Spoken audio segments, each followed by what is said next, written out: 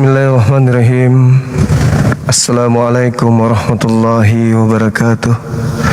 Alhamdulillah, segala puji bagi Allah pencipta langit dan bumi. Sahabat yang dimuliakan oleh Allah,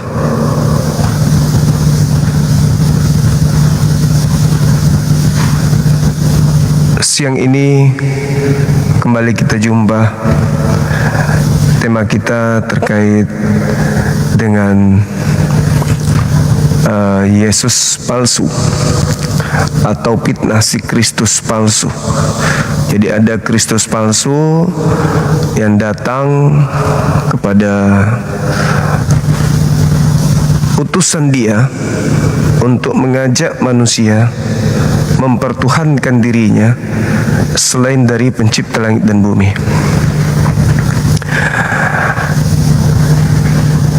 Suaranya gimana teman-teman sekalian? Nggak ada suara ya?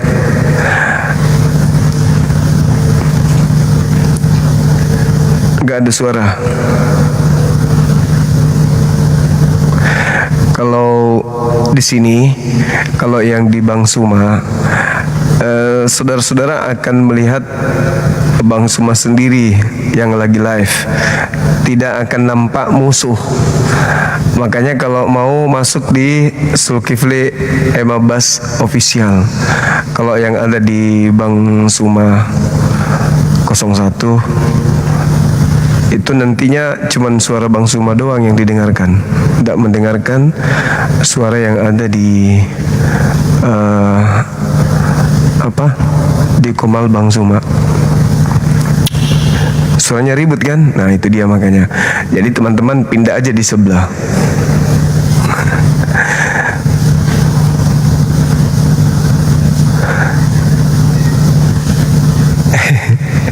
Pindah ke sebelah, pindah ke Zulkifli Abbas Official. Silakan. Jangan di sini.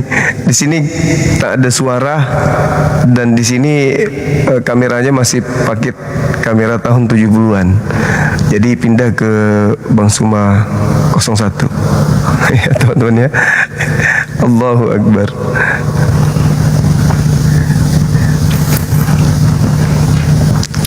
Oke, silakan teman-teman non-muslim ajukan permintaan, kita berdialog, kita berdiskusi terkait tema yang ya sangat menarik untuk kita kaji.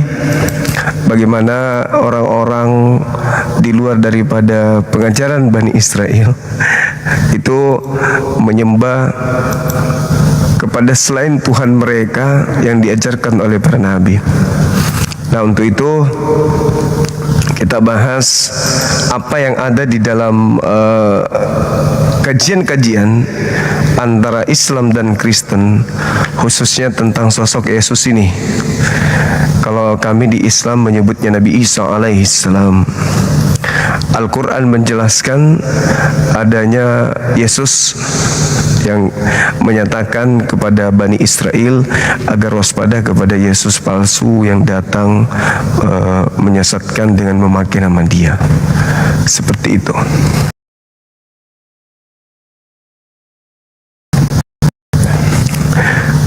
Teman-teman yang ada di Bang Suma 01 bergeser ke Bang Suma 01 yang biasa, jangan di sini.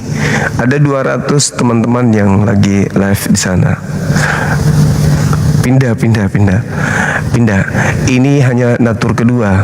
Natur pertama ada di Zulkifli Emabas. Oke. Teman-teman yang ada di sini mohon untuk pindah. Saya live-nya di sini. Ya. Oh, live-nya di sini tuh. Oke. Jadi jangan di tempat yang Zulkifli Emabas. Masuk aja di akun lama. Ya, betul. Oke. Jangan di sini. Ini natur yang kedua. Natur pertama di sini, gitu. Kamera hitam putih di situ. Oke. Masuk di akun Bang Suma yang centang biru. Sip. Ya aku juga yang live. Aku menggunakan 2 HP. Di sini tidak ada warna memang sengaja. Ini natur kedua. Kalian tidak akan mendengarkan suara nanti. Baik teman-teman sekalian, silakan saudara non muslim ajukan permintaan, kita dialog. Teman-teman non muslim silakan minta permintaan. Bahasan kita terkait dengan Yesus palsu.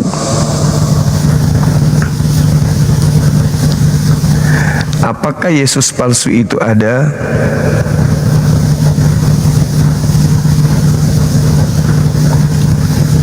Silakan ajukan permintaan teman-teman.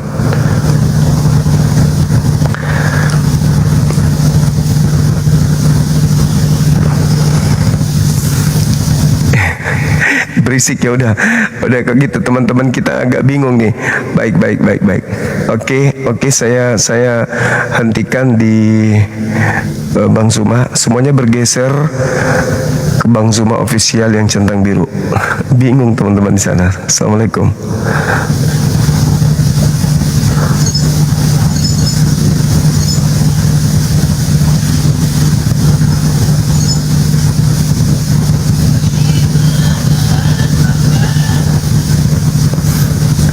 Silakan. Iya, saya mau ini supaya akun satu itu kuat di live kan, tapi ternyata justru bingung teman-teman kita di sana. Halo, selamat siang. Anak rantau.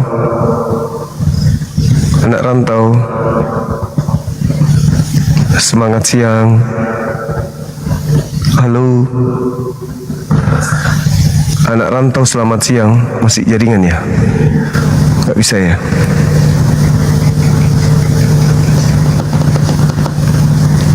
Silakan teman-teman non muslim ajukan permintaan.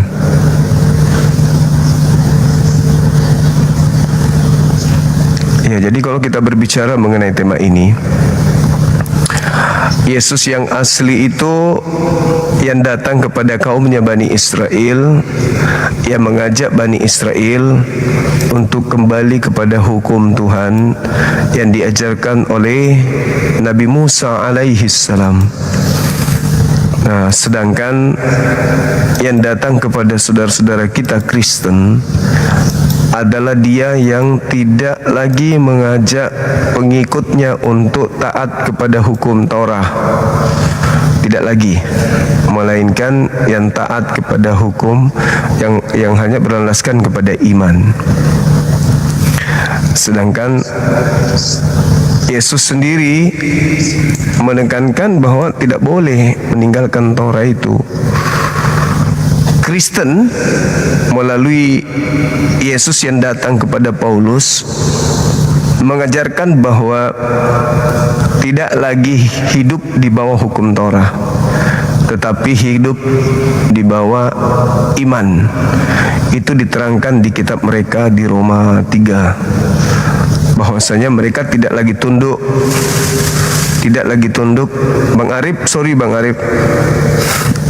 Bang Arif luar biasa, aku pening bang. Dengarkan orang-orang itu ribut tentang Tuhan mereka itu pening kali pun aku tengoknya, aku dengarnya. Iya, pening mendengarkan mereka ribut. Nah, itulah yang diterangkan Al-Quran, mereka dihukum karena ucapan mereka. Maka Tuhan pencipta langit dan bumi menghukum orang-orang ini dengan menjadikan Yesus yang mereka bunuh menjadi Tuhan bagi angkatan jahat. Jadi Yesus yang datang kepada Bani Israel itu adalah Mesias. Dia adalah Nabi, dia adalah Rasul yang diutus kemudian oleh Tuhannya Bani Israel yang mereka sembah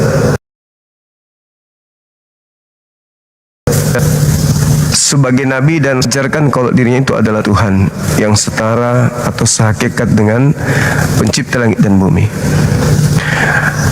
Tapi Yesus yang datang kepada Paulus itu adalah Yesus yang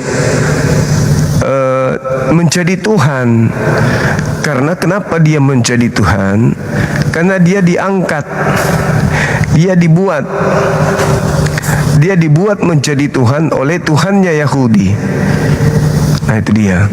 Jadi dia diangkat atau dibuat menjadi Tuhan untuk Tuhan bagi orang-orang jahat. Jadi Yesus ini memang kelihatannya telah mengetahui bahwa ending dari pembangkangan Bani Israel terhadap kenabiannya, terhadap kerasulannya adalah bahwa Bani Israel akan menolak dia dan akan mendatangkan kemurkaan Tuhan kepada mereka dengan Tuhan mengangkat dan membuat oknum yang dikira Yesus bagi mereka itu adalah Yesus itu sendiri. Nah, itu yang terjadi hari ini, teman-teman. Mereka menyembah sosok Yesus yang sebenarnya bukan Yesus anak Maria. Halo, selamat siang Saudara Salesius. Selamat siang Pak Juma, gimana kabar? Baik, siang juga. Ya. Siap. Tambah seger hari ini Pak Juma. Iya. Sepertinya ada Roh Kudus sudah turun di dalam hatimu. Roh Kudus itu sudah terangkat kembali ke langit. Roh Kudus sudah menyelesaikan tugasnya. Bahas apa Bang Juma? Santai aja Bang Juma, santai. Itu temanya Bang, Yesus palsu. Yesus palsu. Yesus palsu. Ya. Jadi Yesus sendiri mengatakannya, Bang Juma ya. Hati-hati, waspada. Itu kata Yesus. Waspada terhadap nabi-nabi palsu, pengajar-pengajar palsu, guru-guru palsu yang memakai namanya. Ya, itu Yesus sudah berpesan itu, Bang Juma. Jadi kalau ada orang yang mengatasnamakan Yesus ya, tetapi ajarannya tidak melakukan apa yang diajarkan oleh Yesus, maka itu adalah Yesus palsu. Itu adalah Mesias palsu. Itu adalah nabi-nabi palsu. Itu adalah pengajar-pengajar palsu, guru-guru palsu. Itu kata Yesus. Dalam Alkitab sudah sangat jelas itu. Sudah di-warning, sudah diberitahu oleh Yesus. Hati-hati, dia bilang. Ya. Makanya kalau orang yang tidak mengenal Yesus itu dengan sungguh-sungguh, ya, itu kalau ada Yesusan atau Yesus palsu datang, dia pasti tergoda. Nah, oleh sebab itu saya ajak penontonnya Bang Juma ya untuk mengenal Yesus itu dengan sungguh-sungguh. Jangan sampai ada Yesus palsu lalu Anda percaya. Itu Thomas mengatakan begini kepada teman-temannya, sebelum jemari tanganku mencucukkan jari tanganku ke dalam bekas luka lambungnya, saya tidak percaya. Itu artinya jangan mudah percaya. Jangan karena banyak orang yang atas nama Bapa, Putra, dan Kudus tetapi tidak mencerminkan dia itu Katolik. Banyak, Bang Juma. Nah, itulah yang dimaksud dengan Yesus palsu itu. Banyak orang yang mengatakan atas nama Bapa, Putra, dan Kudus atau dalam nama Yesus, tetapi dia mencuri, dia merampok. Itu Yesus palsu. Nah, maka oleh sebab itu, supaya mengenal Yesus yang sungguh-sungguh asli, harus mengenal dengan baik, baca Alkitab dengan benar. Seperti itu, Bang Juma ya. Itu pengantar singkat dari saya. Ya, atau mungkin kalau Bang Juma kalau mau baca di Efesus 2 ayat 15 sampai 16 ya. Sebab dengan matinya itu, iya toh. Oh, ini tentang tentang penyalipan ya. Gitu. Jadi saya tidak baca dulu ya. Jadi pengantar saya seperti itu. Hati-hati dengan Yesus palsu. Hati-hati dengan nabi-nabi palsu. Hati-hati dengan guru-guru palsu. Ya. Itu aja pesan saya Bang Juma. Silakan Anda nanggapi. Oke, baik. Bapak itu Kristus atau bukan? Apa?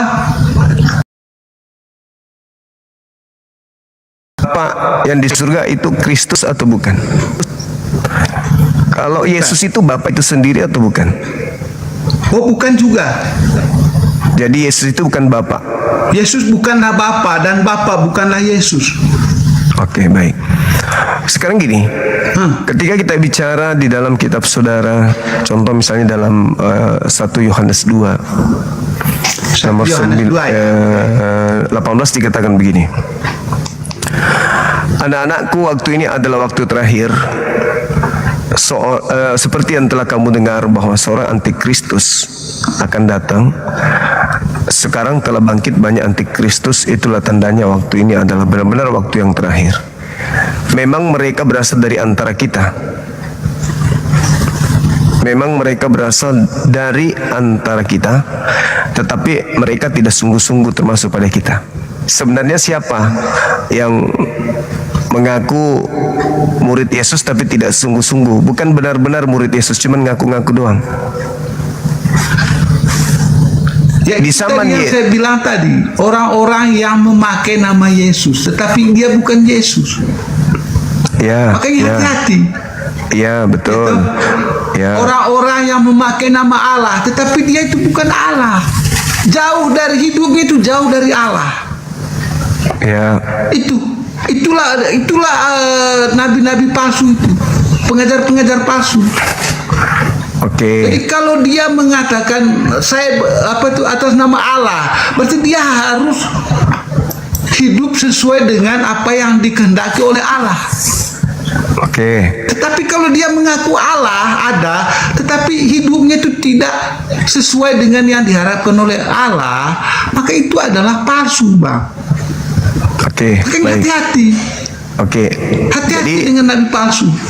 panjang kali, Pak. Mau diskusi atau mau ceramah ini, mau khotbah ini? Ya, jadi gini, Saudara Sius. Pencipta langit dan bumi itu mengutus Nabi Musa alaihi salam. Jadi aturan-aturannya kemudian kepada Bani Israel, agar aturan itu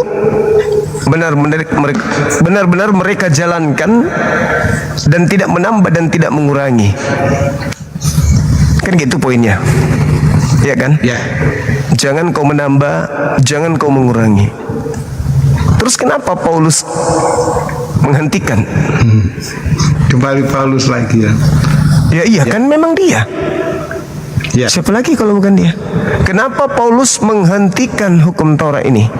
Bukan hanya mengurangi, tapi malah membatalkan, menghentikan. Yesus mana yang datang kepada dia? Ya. Bukankah Yesus itu justru menekankan barang siapa yang meniadakan hukum Taurat, lalu mengajarkan kepada orang lain, maka dia akan menempati tempat terhina. Nah, terus ada sosok yang mengaku Yesus datang kepada Paulus, mengajarkan Paulus untuk membatalkan hukum Taurat itu. Ini Yesus yang mana? Kok berbeda?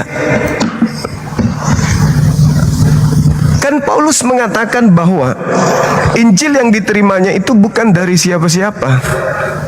Injil yang diterimanya itu dari Yesus. Sedangkan Yesus saat penginjilan berbeda. Saat penginjilan, Yesusnya mengatakan barang siapa yang meniadakan Taurat, meskipun yang paling terkecil, dan mengajarkan kepada orang lain, maka dia akan menempati tempat terhina. Nah, kalau yang datang kepada Paulus membatalkan Taurat seluruhnya adalah Yesus yang sama, berarti Yesus akan menempati tempat terhina. Karena itu ucapan dia sendiri. Jadi yang datang kepada Paulus membatalkan Taurat itu bukan Yesus asli. Itu Bang, silakan. Oke, Bang Juma. Kita baca di Efesus 2 ayat ayat 11 sampai 16 Bang Juma ya.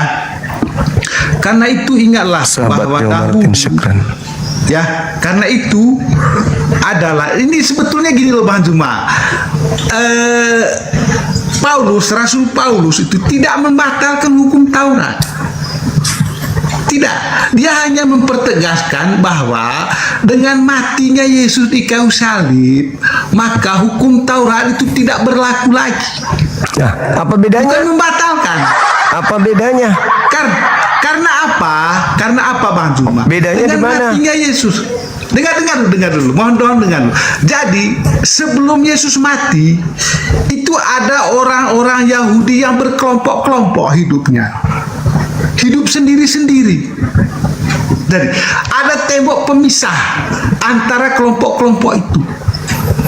Jadi dengan matinya Yesus di kayu salib, maka tembok pemisah inilah dihancurkan. Sehingga mereka menjadi satu manusia baru. Kita baca di dalam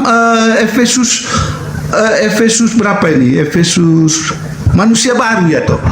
Ya, di dalam Efesus 2 ayat 15.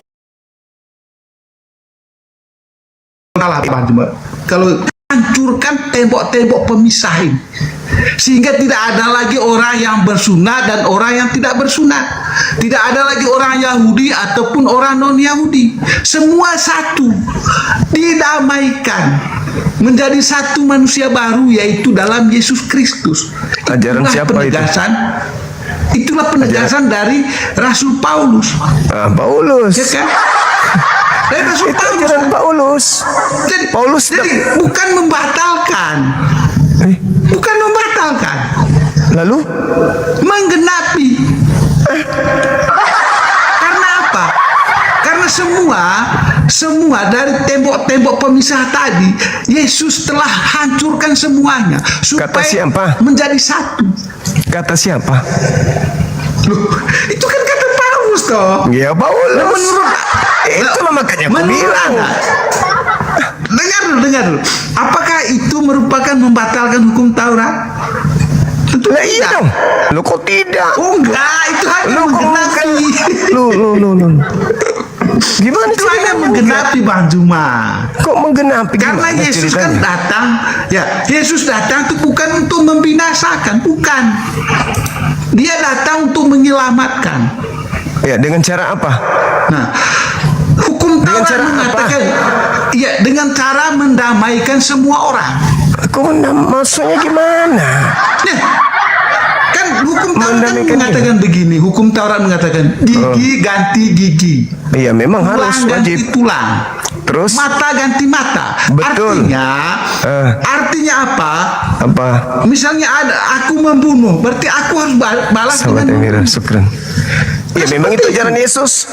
Itu ajaran Yesus memang. Itu Taurat. Itu Taurat itu. Ayo, nggak bisa. Coba Anda baca di Matius 5. Itu hukum Taurat Bang Juma. Matius 5 coba Anda baca. Ajaran Yesus. Makanya semuanya itu dileburkan dalam diri Yesus Kristus. Ya, coba supaya semua manusia itu didamaikan. Memperoleh damai sejahtera. Dia mengorbankan dirinya. Itu loh. Gak bisa saya ngajar. Pembohong, penipu. Gak bisa saya ngajar kau buat. Kau jualan Paulus. Siapa Paulus? Semuanya ajaran kau bantah ajaran Yesus. Dibatalkan, gak dibatalkan, didamaikan. Gak didamaikan katanya. Lalu diapain? Disatukan. Gak dibatalkan katanya. Lalu diapain? Digenapi. Apalah kau ini? Betul-betul lah. Kapan sih kalian itu bisa sadar gitu? Kalian itu pengikut Paulus, bukan pengikut Yesus. Kalau cuma nipu-nipu kayak gitu, aku udah bosan. Saya udah bilang, tak akan pernah ada ilmu yang bisa kita dengarkan terlontar dari mulut pemakan babi, nggak ada. Yang ada hanya penipuan, penyesatan, dan kebinasaan. Itu fakta. Halo, selamat siang.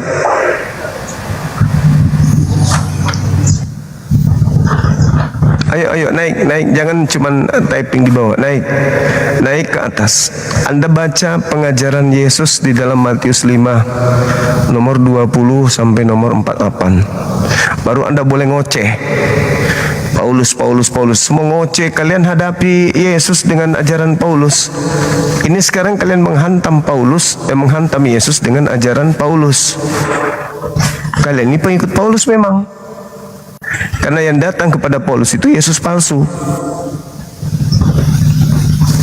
Ayo silakan, tapi kita saling mendengar, jangan ngomong sendiri.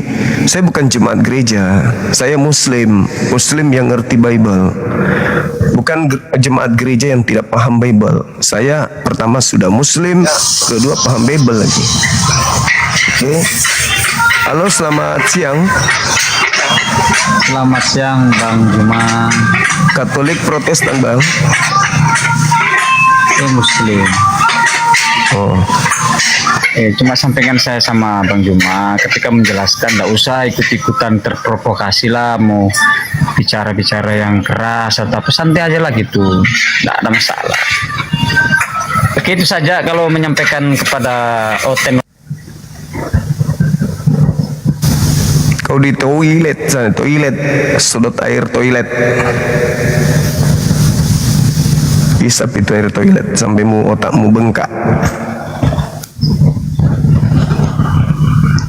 Silakan saudara-saudara non-muslim. Santai. Buka kameranya, silakan. Kabur langsung dia, teman-teman. Silakan saudara Kristen ajukan permintaan. Halo, semangat siang. Oten cuman bisa typing di bawah, teman-teman, tak berdaya naik. Silakan saudara non-muslim ajukan permintaan palsu yang kalian sembah di gereja tiap hari Minggu. Silakan. Ayo. Siang Bang. Iya. Buka kameranya. Silakan. Nah, kayak gini bagus. Nah. Ayo silakan yang berilmu naik. Yang berilmu tapi ya, yang paham tentang Bible, sedikit agak ngerti lah biar tak terapi. Selamat siang saudara Hayaka, penyembah Yesus palsu, apa kabar? Buka kameranya abang. Sahabat Putra Syukran, silakan buka kameranya. Pintar. Silakan bang. Ini ada tema Yesus palsu di gereja, disembah tiap hari Minggu. Ya, selamat sore Bang. Sore juga. Ya, jadi begini Bang, dari tadi kan saya dengar perbincangan Abang dengan yang tadi dari mana itu? Sius dari Katolik. Ya. Jadi lalu ada perdebatan soal, coba buka di Matius 5. Ya itu kan soal kan Abang Suma kan tetap berpegang pada Yesus meniadakan hukum Taurat kan. Yesus tidak meniadakan. Yesus malah menegaskan kalau ada yang menghilangkan Taurat meskipun yang terkecil, maka orang itu menempati tempat terhina. Enggak, maksudnya kan tadi Abang Suma kan ada bilang bahwa tadi Sius bilang bahwa itu bukan meniadakan hukum Taurat, tapi itu menggenapi itu Paulus. Paulus yang itu, bukan Yesus. Paulus yang menghilangkan Taurat itu. Oh, Paulus yang menghilangkan. Berarti Yes. abang baca di Matius 5 tadi ya. Dia membawa data yang dibawa itu Galatia 5, Galatia 2, Roma 3. Itu yang dia bawa. Malah yang dipertegas yang tadi menurut saya, yang tadi menurut abang buka coba di Matius 5, malah yang dipertegasnya yang di Matius 5 tadi, bukan di Galatia. Enggak, Matius 5 itu Bang, Yesus berkata, barang siapa yang menghilangkan Taurat meskipun yang paling terkecil lalu mengajarkan kepada orang lain, maka orang itu menempati tempat terhina. Itu kata Yesus. Dia Matius 5 dia punya perikopnya apa coba Bang? Hukum Taurat tidak boleh dibatalkan. Nah, hukum Yesus Taurat. dan hukum Taurat. Abang lihat di ayat berapa itu di nomor berapa tadi? 19. Nah, abang harus lihat dari 1 sampai ke bawah. Dia berurutan. Itu Bang. tidak berbicara Taurat. Kalau 1 itu dia berbicara tentang ucapan bahagia. Nggak ada hubungannya dengan Taurat. Oke, Bang, saya ambil Alkitab dulu ya, Bang ya. Boleh. Sabar, Bang. Maaf. Silakan.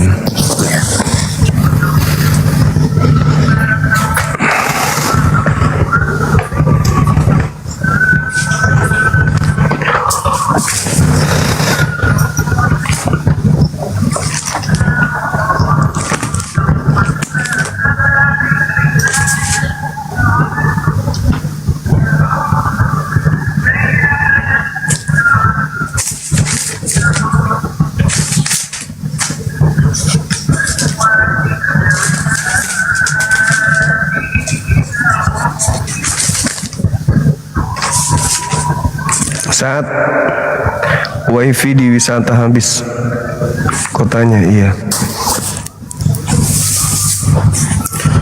Bang, saya punya Alkitab di sini. Kebetulan udah diambil oleh cucu saya. Jadi, Bang punya Alkitab di situ nggak? Tolong, bisa nggak? Ada, yang mana? Ya, Matius 5 kan yang tadi abang bilang.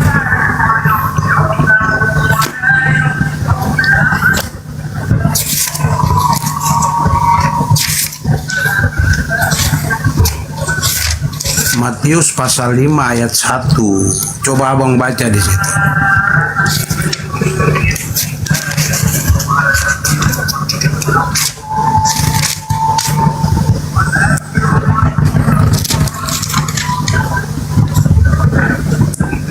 Matius 5 nomor 1. Ya, Apabila Yesus melihat orang banyak itu, naiklah Yesus ke atas sebuah bukit.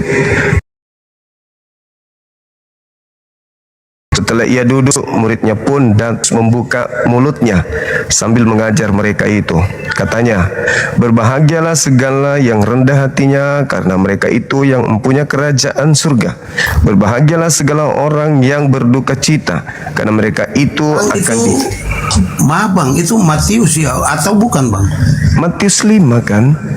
Iya, yang tadi abang bilang kan Matius 5 ayat 1. Iya, makanya aku bilang Matius 5 nomor 1 sampai nomor 16 itu bukan perikop Taurat. Abang nggak percaya.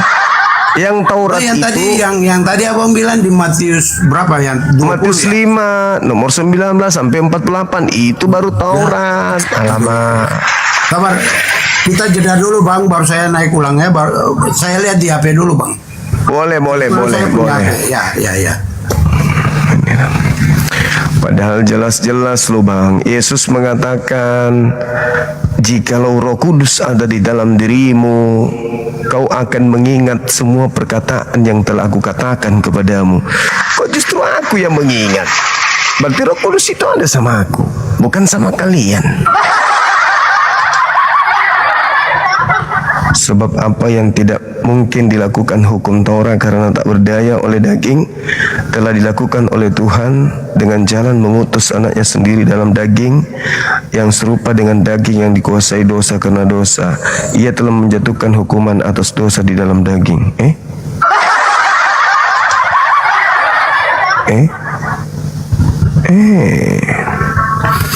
Roma 8:3, sebab apa yang tidak mungkin dilakukan hukum Taurat karena tak berdaya oleh daging telah dilakukan oleh Tuhan dengan jalan mengutus anaknya sendiri yang dalam daging, yang serupa dengan daging yang dikuasai oleh dosa karena dosa.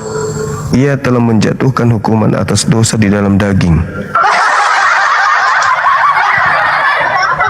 Ini Paulus ngapain lah Paulus ini? Apa-apa nih dibuat.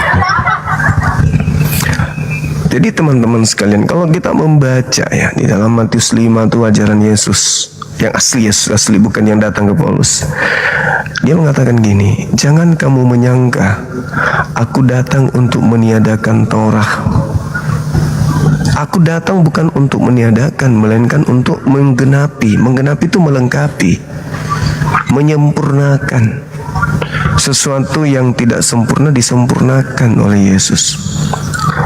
Karena aku berkata kepadamu bahwa sesungguhnya selama langit dan bumi itu lejap, maka setitik iota pun tidak bisa ditiadakan dari hukum Taurat sebelum semuanya terjadi. Nah itu yang tadi, itu Matius 5 ayat yang pertama itu apa? Ya, Itu kata Yesus. Kok pertama lagi sih bang? Yang itu, jangan kamu menyangka yang tadi Nah, abang itu ada nomor bilang 17, itu bukan pertama. Kan di situ ada tulis dia punya perikopnya Yesus Ya dan makanya Taurat kan. Nah ikan tadi aku udah bilang, tapi abang nggak mau dengar. Abang suruh saya Iya, baca dari nomor 1. Janganlah itu yang tadi ada bilang. Jangan kau menyangka bahwa aku datang maksudnya itu. untuk jangan kau menyangka aku datang untuk meniadakan hukum Taurat. Ya. Aku datang bukan untuk meniadakan, Ya. tapi aku datang untuk menggenapi. Menggenapi. Ya. Nah, Benar karena kata aku si berkata, Ustaz tadi. loh, menggenapi kok dihilangkan? Menggenapi gimana abang gila? Kan dia kan membawa Efesus Malah menggenapi Efesus 2 nomor 15. menghilangkan abang. Yesus bilang tadi itu di Matius. Dia membawa Efesus 2:15, dengan matinya Yesus di atas tiang salib, Yesus telah membatalkan hukum Taurat dengan segala ketetapan-ketetapan yang ada di dalamnya. Itu tuduhan siapa itu? Ternyata Abang Suma bisa memutarbalikkan fakta luar biasa ya. Loh, begitu yang tertulis bang di Efesus.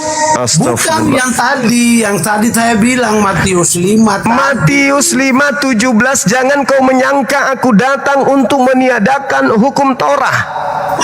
Jangan Aku baca datang di 17, baca di ayat 1 sampai seterusnya bang. Apa ayat 1 itu bukan berbicara mengenai Torah, kodong. Berarti abang tadi yang abang baru bilang tadi. Oh, Jangan kamu menyangka bahwa aku datang. itu nomor untuk 17. Itu nomor 17. Berarti Alkitab di HP nggak benar gitu. Matius 5 nomor 17, jangan kau menyangka Nomor 1 dia mengatakan jangan 17 dulu bang. Nomor 1 itu tidak berbicara Torah. Nomor 1 itu Yesus melihat orang banyak itu, maka naiklah Yesus kemudian di bukit. Setelah ia duduk, lalu datanglah murid-muridnya kepadanya. Itu nomor 1. Kalau begitu abang buka. Coba saya lihat abang punya Alkitab benar nggak itu? Astagfirullahaladzim, ya Allah. Saya Muslim bang. Muslim itu dilarang. Bukan dilarang berbohong bang. Kenapa? Oh, Anda berbohong barusan, dibilang itu bukan nomor 1. Abang ternyata abang gitu ya. Ragu dia tentang Bang Suma, pengetahuan Bang Suma tentang Bukan dia. abang, tapi abang nggak punya logika gitu. Apabila Yesus melihat orang banyak itu, naiklah ia ke atas sebuah bukit. Setelah itu ia duduk, murid-muridnya pun datanglah kepadanya. Tunjuk di abang punya kamera. Matius 5 saya lihat. Subhanallah. Ya Allah ya Karim. Buka di kamera, saya lihat Matius 5 ayat 1 sampai ke bawah. Ya Allah ya Karim. Mana Matius? Saya besarkan dulu. Mana? Sabar dulu Pak. Matius 5-nya mana? Nih, ini Matius 5. Mana? Ini Matius 3, ini Matius 5. Matius 5 ini dimulai dari sini. Tuh. Tuh. Matius 5-nya mana, Bang? Ini Matius 5 nomor ini. Mana? Ini Matius 5. Nih, apabila Yesus melihat orang banyak itu, naiklah ia ke atas sebuah bukit. Setelah ia duduk, murid-muridnya datanglah kepada. Ini Taurat atau bukan sih? Itu di ada tulis Lukas 6 ayat di bawah itu. Ini Matius 5 ini. Matius 4 dan Matius 5. Ini Matius 5 nomor 1 ayat 2. Lalu ia membuka mulutnya sambil mengajar mereka itu. Bang. Katanya, Bang. Halo? ya, Abang punya Alkitab ini enggak benar ini. loh kok bisa Bibelnya sendiri dibilang nggak benar? Masa kita punya Alkitab beda sama yang abang punya sih? Nah itu kitab Kejadian.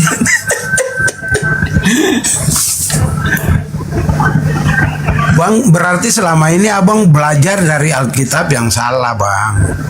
Waduh. Iya benar. Dari ayat-ayat itu, dari sini kita lihat di kita punya Bible itu nggak ada itu Matius 5 ayat 1 judulnya itu enggak. Oke, saya perlihatkan yang di internet kalau gitu. Sabar. Saya perlihatkan yang di internet Matius 5 ya. Apakah salah atau ilmu Anda yang minim? Aduh, abang. Nih, ini di kitabnya, ini di internetnya. Matius 5. Ketika Yesus melihat orang banyak yang naik ke gunung, dan setelah ia duduk, murid-muridnya datang kepadanya. Lalu Yesus mulai berbicara dan mengajar kepada. Salah itu abang. Itu abang punya itu salah. Yang tadi Ini abang internet. Ini internet. Udah gini aja bang. Udah gini aja. Kalau mau untuk soal data saya tuh nggak ada data gitu. Tapi saya lihat. Ini internet. Ini kitabnya.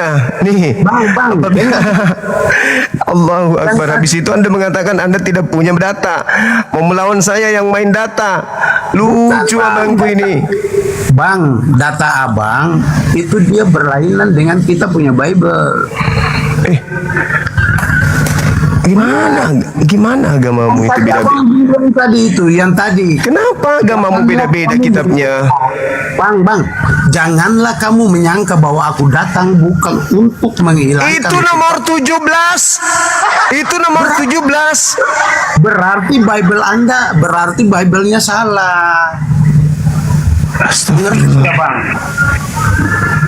Itu nomor 17. Berarti di abang punya 17, di saya punya Matius 1, Nomor? Matius 5 ayat 1. Tunjukkan. Saya kan nggak, saya Matamu. Saya nggak ada ini. yang lain lagi, Bang. Terus kenapa Anda ngarang bebas kalau Matius 5 di kitab Anda itu nomor 1-nya begitu bunyinya? Saya nggak bawa, Silakan Anda tunjukkan. aduh. Udah nanti, Bang, gini nanti kalau awam punya WA ada nggak? Nanti saya WA abang aja. Aduh, pede kali abang ini. Terlalu percaya diri abang. Matius 5 nomor 1 itu bunyinya tidak begitu. Matius 5 nomor 17, satu perikop Yesus dan hukum Taurat. Baru bicara, jangan kau menyangka aku datang untuk meniadakan Taurat. Aku datang bukan untuk meniadakan, melainkan untuk menyempurnakan. Yaitu nomor 17. No, kalau misalnya kalau 17 sama 19 bedanya di mana? Sementara yang tadi abang udah bilang 17 tuh tadi bahwa jangan kamu menyangka, bedanya di mana coba? Dengarkan Matius 17, jangan kau menyangka aku datang untuk meniadakan hukum Taurat, aku datang untuk menggenapi. Karena itu aku berkata, karena itu aku berkata kepadamu, langit dan bumi satu iota pun tidak bisa dibatalkan sebelum semuanya terjadi. Nomor 19, aku berkata kepadamu, barang siapa yang meniadakan hukum Taurat meskipun yang paling terkecil lalu mengajarkan kepada orang lain, maka dia akan menempati tempat terhina dalam kerajaan langit. Dan barang siapa yang mengajarkan untuk menjalankan segala perintah-perintah yang ada di dalamnya, dan mengajarkan orang lain, maka dia akan menempati tempat tertinggi dalam kerajaan langit. Dan jika hidup keagamaanmu tidak, nomor 20, jika hidup keagamaanmu tidak lebih baik dari hidup keagamaan ahli Torah, kau tidak akan masuk dalam kerajaan surga. Jadi maksud saya saya mau koreksi abang punya pembicaraan dengan yang abang Sius tadi. Benar, abang Sius bilang benar. Dia datang untuk menghilangkan, dia datang bukan untuk menghilangkan hukum Taurat. Lalu kenapa kalian tidak menjalankan Taurat? Hah? Kenapa kalian tidak menjalankan Taurat kalau gitu? Siapa yang bilang kami tidak melakukan hukum Taurat juga? Nah, Taurat itu Tuhan ada berapa? Hah? Tuhan ada berapa di Torah? Di Torah atau Taurat? Iya, Torah sama aja. Torah itu Ibrani, Taurat itu bahasa Arab. Taurat bahasa. Nah sekarang di dalam Taurat itu Tuhan ada berapa? Bang sebenarnya udah tahu, cuma abang mau memelintir aja. Supaya Anda tahu bahwa Kristen itu adalah pembatal Taurat, anti Taurat Kristen itu. Tuhan ada satu dalam Taurat, di Kristen Tuhan ada 3.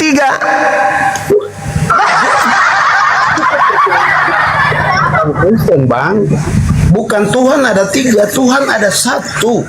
Siapa namanya Tuhan itu yang satu? Yesus Kristus yang adalah Allah dan Juru Selamat. Iya. Itulah kalian membatalkan Taurat karena kalian menganggap anak orang itu Tuhan. Sedangkan Yesus sudah bilang dia sama.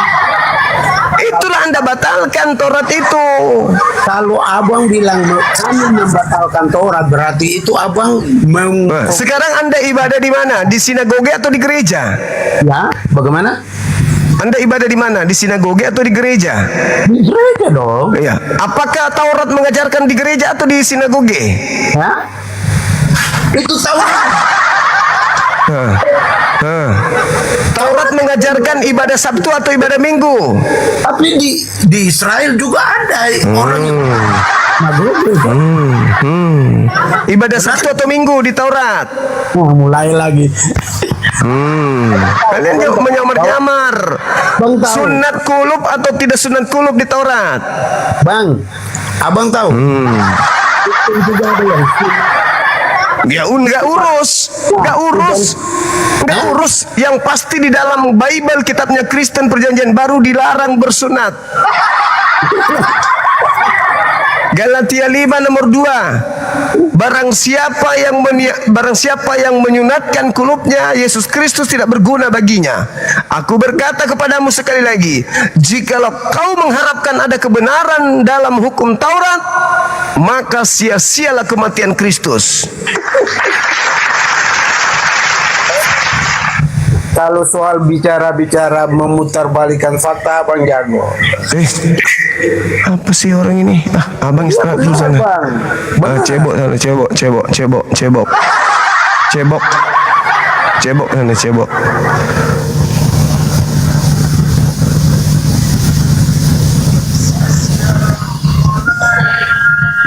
Halo Bang Juma, selamat sore. Sila Ajang datang. Ya dong, Sila Ajang. Bang. Ya Bang. Sila Ajang, buka kamera silakan. Oke, gimana? Mau diskusi apa Bang Juma? Itu temanya tuh, Yesus palsu yang kalian sembah di gereja. Sila Ajang, ganteng kali Hormat, Ajang ini. ganteng lah, Deng. Apa kabar, Deng? Si Lajang ini ganteng kali, Bang. Ganteng lah. Bang Juma juga ganteng kok. Gimana Bang Juma? Untuk Sehat, Bang kembalikan wajah supaya punya warna lagi kembali ke kumalnya Bang Juma. Itu ya. Enggak juga lah Bang Juma. Aku itu hanya penasaran dengan Bang Juma memulai Yesus palsu. Yang di gereja yang disembah oleh orang Kristen itu. Ya, jadi Itu Yesus narasinya palsu. gimana tuh Bang Juma? Silakan. Oke. Argumentasinya apa? Silakan. Baik. Yesus itu kan bertuhan. Yesus bertuhan kepada Tuhannya. Sedangkan yang disembah oleh orang Kristen adalah Yesus yang minta dituhankan. Itu Yesus yang berbeda. Yesus yang disembah di gereja itu Yesus yang berbeda. Makanya Yesus yang asli mengatakan begini kepada muridnya. Waspadalah kepada penyesat yang datang kepada kalian memakai namaku dan berkata, akulah dia. Akulah dia. Mereka akan menyesatkan banyak orang. Jadi penyesat itu datang memakai nama Yesus. Makanya Yesus mengatakan, apabila ada orang berkata, aku ada di sana atau Mesias ada di sana, Mesias ada di sini, Yesus palsu dan nabi palsu akan datang memakai namanya, bermujizat, melakukan kekuatan dan mujizat-mujizat sekiranya mungkin menyesatkan orang-orang pilihan juga. Camkanlah, aku telah mengatakannya terlebih dahulu kepadamu. Jadi apabila ada yang mengaku bertemu Mesias di padang gurun, bertemu Mesias dalam bilik, jangan kau percaya. Itu bukan aku. Nah, Paulus datang mengusung konsep menggenapi nubuatan itu. Dia bertemu dengan Mesias di padang gurun. Siapakah engkau? Akulah Kristus yang kau aniaya. Nah, inilah Mesias palsu yang datang menggenapi. Setelah Paulus menerima Mesias palsu itu, si Paulus dilantiknya menjadi nabinya, menjadi rasulnya untuk mengajak orang-orang Roma Yunani menjadi pengikut dan penyembah si Yesus palsu atau Lucifer dalam nama Yesus. Itu fakta. Silakan. Baik, terima kasih. Ya. Ya, jadi saya ingin diskusi yang baik ya Bang Juma ya. Jadi argumentasi Bang Juma yang Bang Juma ambil tadi adalah di dalam Kisah Rasul 9. Dan itu terbantahkan. Terbantahkan dalam arti bahwa itu bukan Yesus palsu. Karena dalam Kisah Rasul 9 di mana Yesus bertemu, selain bertemu dengan Paulus, Yesus juga bertemu dengan Ananias. Ya, bahkan Yesus mengkonfirmasi kepada Ananias bahwa ya ada seorang dari Tarsus akan datang menemui engkau. Dia itu bernama Paulus. Dia akan datang dan Pak Yesus juga bertemu kepada Paulus saat itu juga. Ya. Bahkan Yesus menyuruh Paulus untuk datang kepada Ananias dan terkonfirmasi. Jadi bagaimana kamu mengatakan bahwa itu adalah Yesus palsu sementara terkonfirmasi dari dua belah pihak? Ya, itu bantahan pertama. Bantahan yang kedua adalah Bang Zuma mengatakan bahwa Paulus membatalkan hukum Taurat. Ya, saya mengatakan ya membatalkan hukum Taurat. Betul, membatalkan hukum Taurat artinya membatalkan dari kutuk kematian itu. Silakan saya kembalikan. Oke, baik. Argumentasi saya. Oke, baik. Cukup satu aja. Kalau terkait dengan yang kedua itu tidak penting. Yang pertama ini, ketika Anda mengatakan terkonfirmasi di dua belah pihak, Ananias itu siapa bagi Yesus? Ya, Ananias kan murid dari Yesus. Di mana tertulis itu? Ya, Yesus punya murid bukan cuma 12 murid, Ya, tetapi di mana? Yesus punya. Di mana Yesus memilih Ananias? Ananias itu kan jelas. Jelas di situ mengatakan bahwa Yesus punya murid bukan cuma Ananias. Alkitab mencatat. Kata siapa? Kata Alkitab. Oh, kata Bible. Bible punya verifikasi dari Yesus nggak? Alkitab. Iya, Bible. Ya, Alkitab itu kan berbicara tentang sesuatu yang diinspirasikan Allah. Kata siapa? Ya, dalam Alkitab 2 Timotius mengatakan diinspirasi hembusan ilahi. Kata siapa? Timotius itu kata siapa? Ya, Timotius itu adalah kesaksian Rasul Anak angkatnya. Kristus ya. Anak angkatnya Paulus. Anak angkatnya Paulus. Nah, sekarang Paulus ini aja nggak lolos verifikasi dari Yesus kok. Apa yang dikatakan tidak lolos? Lah, Yesus mengenal Paulus nggak? Yesus mengenal Paulus. Di mana Yesus mengatakan itu? Kisah Rasul 9. Nah, itu kata Lukas, asisten Paulus yang saya tanya Bahkan, verifikasi Yesus. baik. Yesusnya Bahkan, mengenal mereka nggak? Petrus saja mengakui Paulus. Jangan Petrus. Lah, Petrus Jangan kan Petrus. muridnya Paul, muridnya Yesus. Kristus. Yang saya tanya, Yesusnya mengenal Paulus enggak? Di dalam 2 Petrus pasal 3 Ya, ayat 15 Petrus menyebut lagi. bahwa saudara kita yang kekasihi Paulus. Itu Petrus kan. Yang saya tanya ini Petrus murid Yesusnya. siapa? Yesusnya yang saya tanya. Sabar, Petrus murid siapa? Petrus murid Yesus. Oke, berarti Petrus adalah soko guru. Ya, kata siapa kalau Petrus itu Ya, harus murid Matius Yesus? 16 ayat 18. Yesusnya Petrus dulu dong. adalah soko guru. Sekarang apakah Paulus mengaku muridnya atau utusannya Petrus atau Petrus utusan Yesus? mengakui bahwa Paulus adalah murid Yesus. Ya 2 silakan. Petrus pasal Tapi 3 saya tidak ayat merujuk, 5 ayat saya 16. tidak merujuk ke situ. Saya merujuk Yesusnya. Alkitab itu satu kesatuan, Bang Ju. Ya sekarang Yesus mengenal Bible nggak? Ya, Petrus diperintahkan Enggak, oleh Yesus saya di atas tanya. batu karang ini Saya mendirikan tanya. gerejaku. Saya tanya, apakah Yesus mengenal Bible? Ya, Petrus mengenal Paulus. Ya kalau Petrus oke, nggak masalah. Ini Yesus sang sumber. Siapa bilang?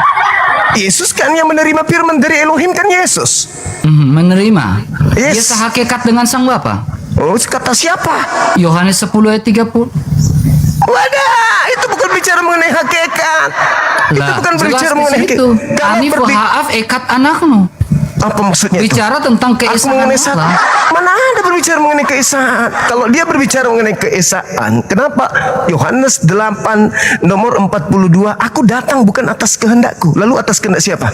Yohanes 8 ayat 42 tidak berbicara begitu. Yohanes 8 ayat 42 berbicara, aku datang keluar dari sang Bapa. Dan aku datang bukan atas kehendak. Apa sih maksudnya? Baca dulu Alkitabnya. Baca.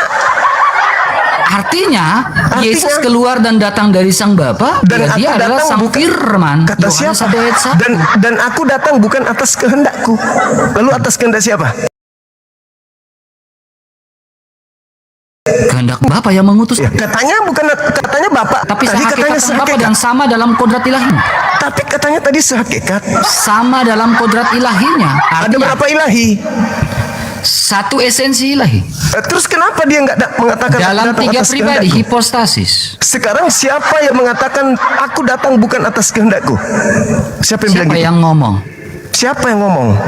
Ayat di mana yang menjadi dasar kamu berstatement seperti itu? Tadi makanya belajar Bible. Saya baca Alkitab tetapi tidak ada seperti Yohanes statement. 8:42. Oke, saya baca Yohanes 8 ayat 42. Aku keluar dan datang dari Bapa. Terus cuman segitu doang. Kalau dia keluar dan datang dari Bapa, siapakah dia? Loh, segala sesuatunya itu keluar dari Bapa. Matahari Siapa juga contohnya dari yang Bapa. keluar dari Bapa?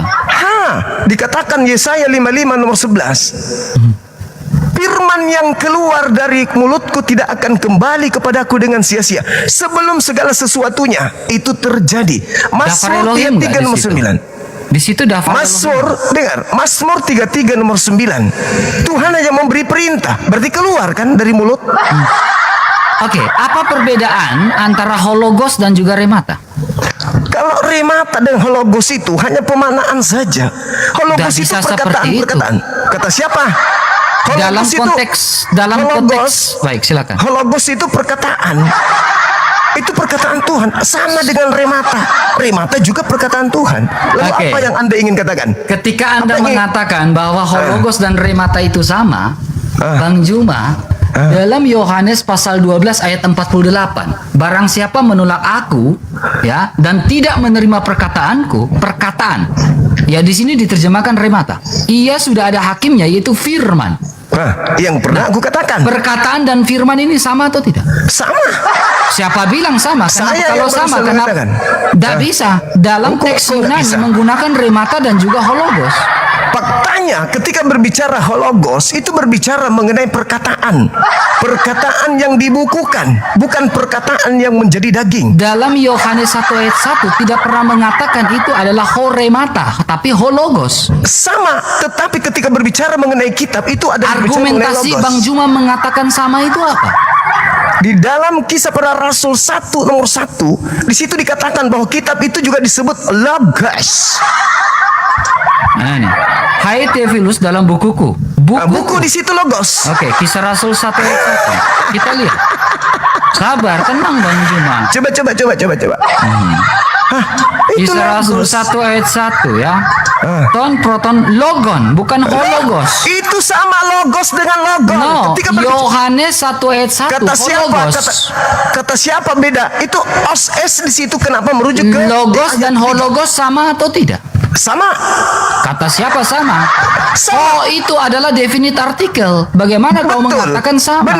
Benar. Tetapi logos di sana atau logon yang dimaksud di sini merujuk kepada apa yang keluar dari mulut Tuhan yang kemudian disusun oleh Lukas. Yang dimaksudkan dalam Yohanes 1 ayat 1 adalah hologos.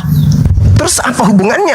Apa perbedaannya dengan yang dimaksud dan kisah para Ya rasul? kamu 1, bilang 1? sama ya saya bantah. Kalau logos ada Sama definite dong. artikel hologos. Sama. Kenapa Berarti sama? sang firman. Dengarkan, kenapa sama? Coba Anda lihat di nomor ketiganya. Segala sesuatu dijadikan oleh dia dengan cara apa? Dengan cara berfirman. Baik Bang Juma, kita buka data saja ya Bang Juma ya. Ya silakan. Ini di sini Bang Juma perhatikan baik-baik ya. Ini kisah Yes. Rasul 1 ayat 1. Dia menggunakan apa di sini? Protos Logon. logos. Betul. Oke, sekarang kita Betul. lihat di dalam Yohanes 1 ayat 1 Pak Bang Juma. Yohanes 1 ayat 1. Ada ho atau tidak dalam kisah Rasul tadi? Ada. Kalau ini Tidak ada kisah Rasul 1 ayat 1 ada ho. Tidak ada. Nah, kenapa di Yohanes 1 ayat 1 ada ho Oke, logosnya? baik, saya jelaskan samamu. Jelaskan. Karena yang menjadi ucapan dari Yohanes 1 nomor 1 itu adalah sifat yang melekat pada diri Tuhan itu sendiri. Catat itu. Penjabarannya begini. Apa? Penjabarannya. Sifat kemampuan berkata-kata yang melekat pada diri Tuhan, yang melekat pada diri Tuhan. Yang Itu mana tuh? kalam. Yang di Yohanes 1 ayat 1? Yes, itu kalam. Nah, sekarang Anda baca nomor 3. Segala sesuatu dijadikan oleh dia. Dia siapa? Dia hologos. Hologos. Yes, hologos yang adalah sifat berkata-kata Tuhan yang melekat pada diri Tuhan. Bukan Yesus. Yesus Hologos itu. Oke, silakan. No. Cuma dulu atau saya dulu? Yesus itu adalah perkataan Tuhan yang menjadi daging. Sedangkan kitab Lukas atau kisah para rasul itu adalah perkataan Tuhan yang menjadi buku. Makanya kalau Anda memaksakan Yesus itu adalah hologos atau sang pemilik perkataan, Yohanes 8:42 tadi kenapa Anda nangis? Coba. Sudah. Coba. Oke, baik. Ya, Bang Juma, hologos itu adalah sang firman, sang sabda. Sifat betul. Sabar dulu. Itu sudah betul. Hologos Kenapa? itu bukan kata sifat atau kata benda. Itu sifat yang melekat pada diri Bapak. Saya tanya secara gramata atau kata Sifat. no, Yang merujuk. hologos itu kata benda bentuk Saya non. mengatakan sifat. Lah Itu sifat Alkitab Allah. kami menuliskan hologos itu kata benda. Hologos itu sifat yang melekat Kata pada diri sifat itu Tuhan. berbeda dengan kata benda Juma. Oke, Oke, baik, saya baik. lanjutkan. Sabar, Baik, saya tanggapi dulu. Sabar Saya dulu. tanggapi dulu. boleh? Sabar. Oke, saya ini karena buktikan. rumus saya hargain. Ah, sekarang gini. Dengarkan saya. Dengar. Baik, silakan. Pada saat Tuhan bersatu dengan Sang Firman, Yesus ada di situ enggak? Yesus ada di situ enggak? Gimana? Aduh, jangan Ulangi lagi. pura-pura.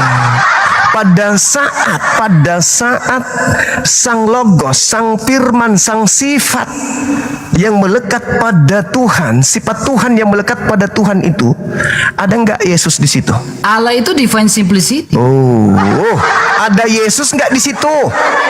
Yesus ex nihilo. Ada Yesus enggak di situ? Sudah ada sejak kekekalan karena Di menggunakan mana kata Yesus di NRK. sana? Di mana Karena Yesus di situ? menggunakan kata, saya jawab boleh. Oke, sabar Biar dulu. enak kita. Sabar. Oke, sabar dulu silakan. Nomor tiganya, Silakan. segala sesuatu dijadikan oleh Dia. Segala sesuatu di situ apakah termasuk daging Yesus? Boleh saya jawab? Ya, Oke. Kamu mengatakan ya, Yesus sudah ada atau belum? Yohanes Belum. 1 ayat 1 menggunakan kata N. NRK, itu bukan permulaan. untuk Yesus. Sabar, jangan potong dong Bang Juma. Itu bukan untuk Yesus. Yesus Jangan itu nanti potong, ada. jangan potong dulu, Bang Yesus itu nanti ada ketika Sabar, dia menjadi kalem dong. daging. Biarkan saya jawab. Jangan terlalu didramatisir cara Saya nggak bicaranya. dramatisir. Saya mau Nanti ada diskusi dengan perempuan abang jatuh dengan cinta baik-baik. lagi melihat caramu bicara. Gak Korban apa-apa, lagi hati bini gak lo. apa-apa. Kita dua lajang sama-sama, Bang Juma. Santai deh. Oke. Lajang dua-duanya. Oke. Oke. Kita orang Dengarkan saya timur dulu, sama-sama. baik. dengar. Oke, baik. Bahwasanya, Silakan. Nanti bahwasanya ada waktu saya bicara kan? Yohanes 1 nomor 1 itu tidak berbicara Yesus. Catat itu. Bantai itu. Itu berbicara mengenai kemampuan Tuhan untuk berkata-kata yang melekat pada diri. Dalam kaidah kami disebut kalam atau sifat yang melekat pada diri Tuhan, yang bersatu dengan Tuhan. Bukan Boleh Yesus. sebanyak? Boleh Silakan. Dalam Yohanes 1 ayat 1 jelas mengatakan NRK, en hologos. N itu titik di mana manusia tidak bisa menjangkau titik itu. Makanya NRK, hologos itu tidak bisa dijangkau. Tetapi di dalam dia telah dijadikan menjadikan segala sesuatu. Itu Termasuk akan Yesus. berhubungan dengan Kolose 1 ayat 15. Yesus bukan ciptaan. Ya. Nah sekarang Oke. dalam sabar, jangan potong dulu. Yesus bukan ciptaan. Yohanes 1 ayat 14 mengatakan Firman itu atau hologos itu telah datang menjadi manusia dan diam di antara kita. Jangan potong. Sekarang kita masuk pada ilmu kalam nih. Dalam sebuah ilmu kalam ada beberapa pandangan. Bang Zuma mengatakan itu sifat. Itu kan pandangan dari Asy'ariyah. Betul? Kalam Allah secara hakiki adalah sifat Allah yang qadim. Tetapi bagaimana dengan paham Mu'tazilah menolak kalam Allah sebagai sifat qadim? Tolong dibantah dulu. Bung, kami sudah final. Perkataan Allah yang terekam di dalam kitab suci kami, ini makhluk. Terdiri dari buku, kertas dan tinta, itu makhluk. Tapi kehendak Allah yang melekat pada diri Allah itu sifat yang adalah Allah itu sendiri. Tapi bukan ke situ arahnya. Sekarang permasalahannya adalah ketika Anda mengatakan Yesus itu bukan ciptaan, catat Yohanes 8:42. Selesaikan itu dulu.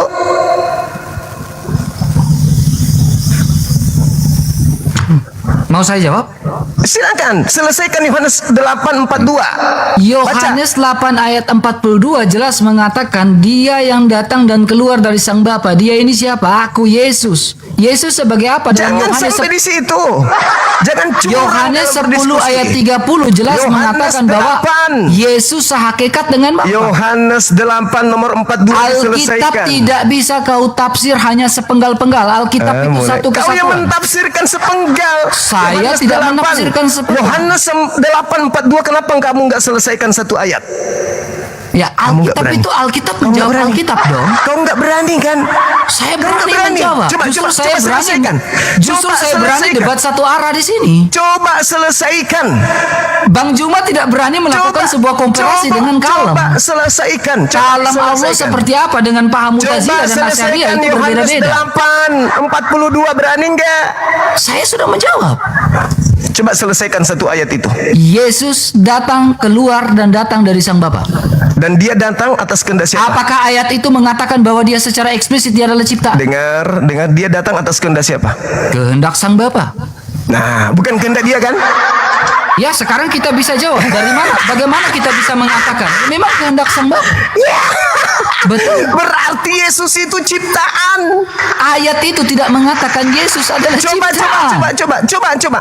Sekarang pada diri Tuhan, esensi yang berdiri sendiri. Sekarang kita lihat jawaban Yesus yang lain, boleh atau tidak? Dengar dulu.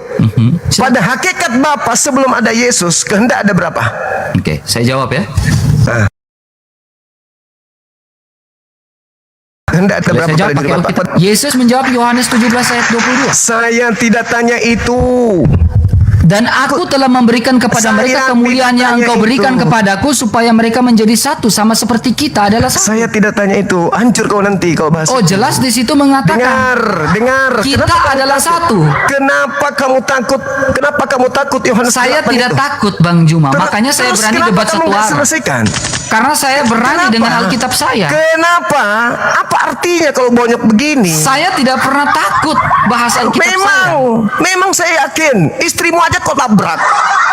Apalagi cuman kayak gini. Kita bahas masalah Tuhan tidak aja kau labrak. Hukum agamamu kau labrak. Dilarang Bang Juma. berzina, dilarang berselingkuh aja kau Sekarang labrak. gini, Bang Apalagi Juma, cuma ya. nongol di sini. Tolong Kalau naik dong. ke sini. Ayo, akademis Dengar. dong. Kau naik ke akademis sini loh. hanya untuk membersihkan wajahmu. No. Lalu Saya apa ingin tujuanmu? menjawab Nah, pertanyaan-pertanyaan terus kenapa kamu nggak mau masuk Yohanes 8:42 secara utuh? Saya sudah masuk Yohanes 8 ayat 22. Dia yang datang keluar dari sang Bapa. Coba kau baca terus. Lalu dia katakan apa? Kamu baca coba. Tidak berani dia teman-teman. Kan sudah hafal di otakku ayat itu. Ya sudah, kenapa kamu nggak baca? Kalau kau sudah Saya hafal. baca. Dia silakan. yang datang. Coba, Aku coba. keluar dari sang Bapa. Terus lanjutannya? Ya. Lanjutannya. Iya. Apa lanjutannya? Lanjutannya Kenapa? KTP ku lajang. Ya memang sama-sama lajang kita kan. Parah kau ini. Salahnya gimana Bang Juma ketika kita berdebat? Takut, turunkan, takut. Udah. Saya sudah mencoba untuk memberikan kau sedikit wajah setelah wajahmu keinjak tai. Manusia sampah. Manusia tai. Sebenarnya kau nggak layak dikasih ruang. Kau menghina Islam, habis itu ternyata perbuatanmu kayak lebih parah dari binatang. Perbuatanmu kayak babi. Istrimu kau telantarkan, anakmu kau telantarkan, habis itu kau tusuk-tusuk sama wanita lain. Habis itu kau mau berbicara mewakili Kristen. Habis itu kau mau tampil berbicara mewakili Katolik. Matamu gosok itu rudalmu pakai abu gosok. Dengan gampang begitu kau sudah viral tukang zina. Kau lagi datang di sini mewakili agamamu. Apa kata dunia? Sudah begitu kau curang, kau katakan Yesus bukan ciptaan. Tapi kau nggak berani membaca Yohanes 8:42. Coba andaikan saja kau jujur ada di sini, disuruh baca. Coba apa lanjutannya? Apa lanjutannya? Apa lanjutannya? Apa lanjutannya? Apa lanjutannya? Apa lanjutannya? Sudah ada di sini katanya. Yang ada di sini itu apa? Selangkangan. Hina Nabi Muhammad. Dulu pernah kau hina nabiku kan? Ternyata kau, aduh, kalau lihat pipinya itu, aduh, memalukan kali. Mukamu itu seperti babi goreng. Pas kau keciduk sama binimu di mana, di kafe, mukamu itu kodong apologet Katolik, pembela dan penghujat Islam, ternyata sampah. Kau diajak diskusi baik-baik, kau so jagoan. Ini makanya Mu'tazilah pula kau bawa.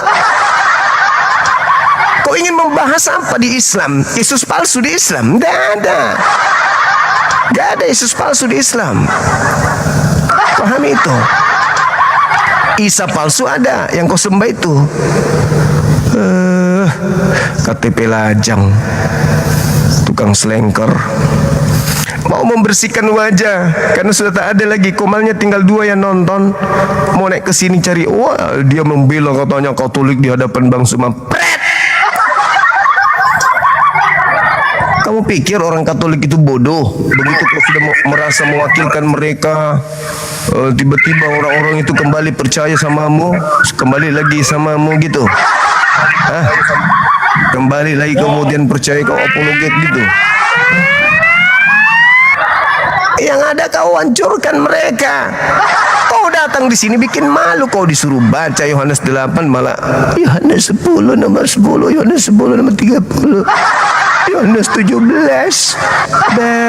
Rendah kali pengetahuanmu. Silakan saudara-saudara Kristen yang lain. Sengaja tadi saya kasih dia ruang sedikit supaya dia bisa mencari wajahnya lagi yang telah hilang.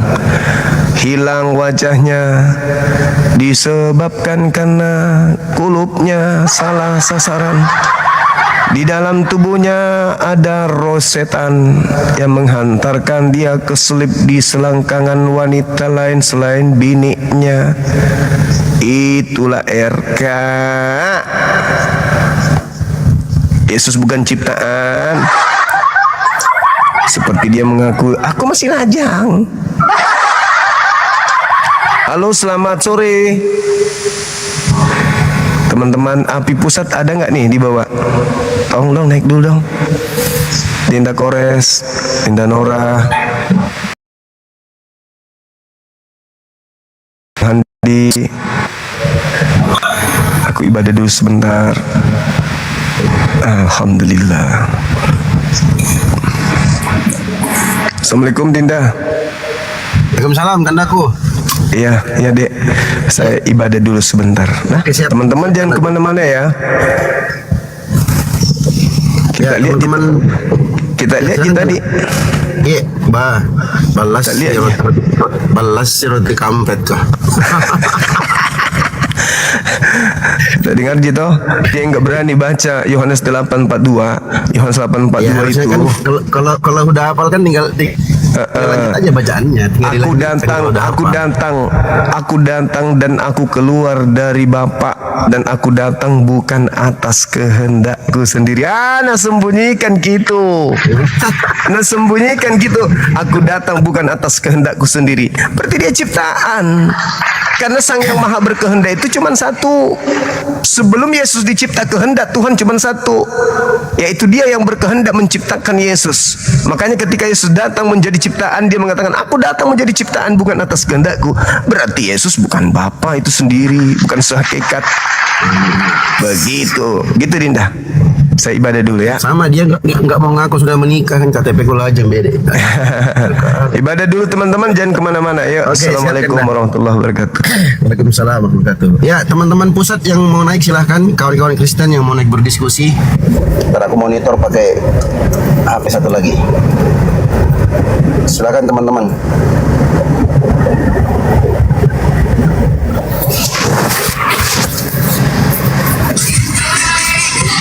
Bentar ya, kita cek dulu kawan-kawan yang mau naik.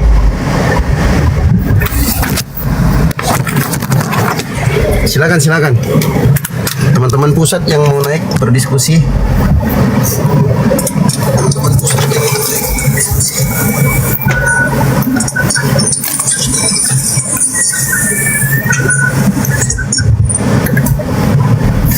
Bentar ya, aku cek dulu ya teman-teman ya.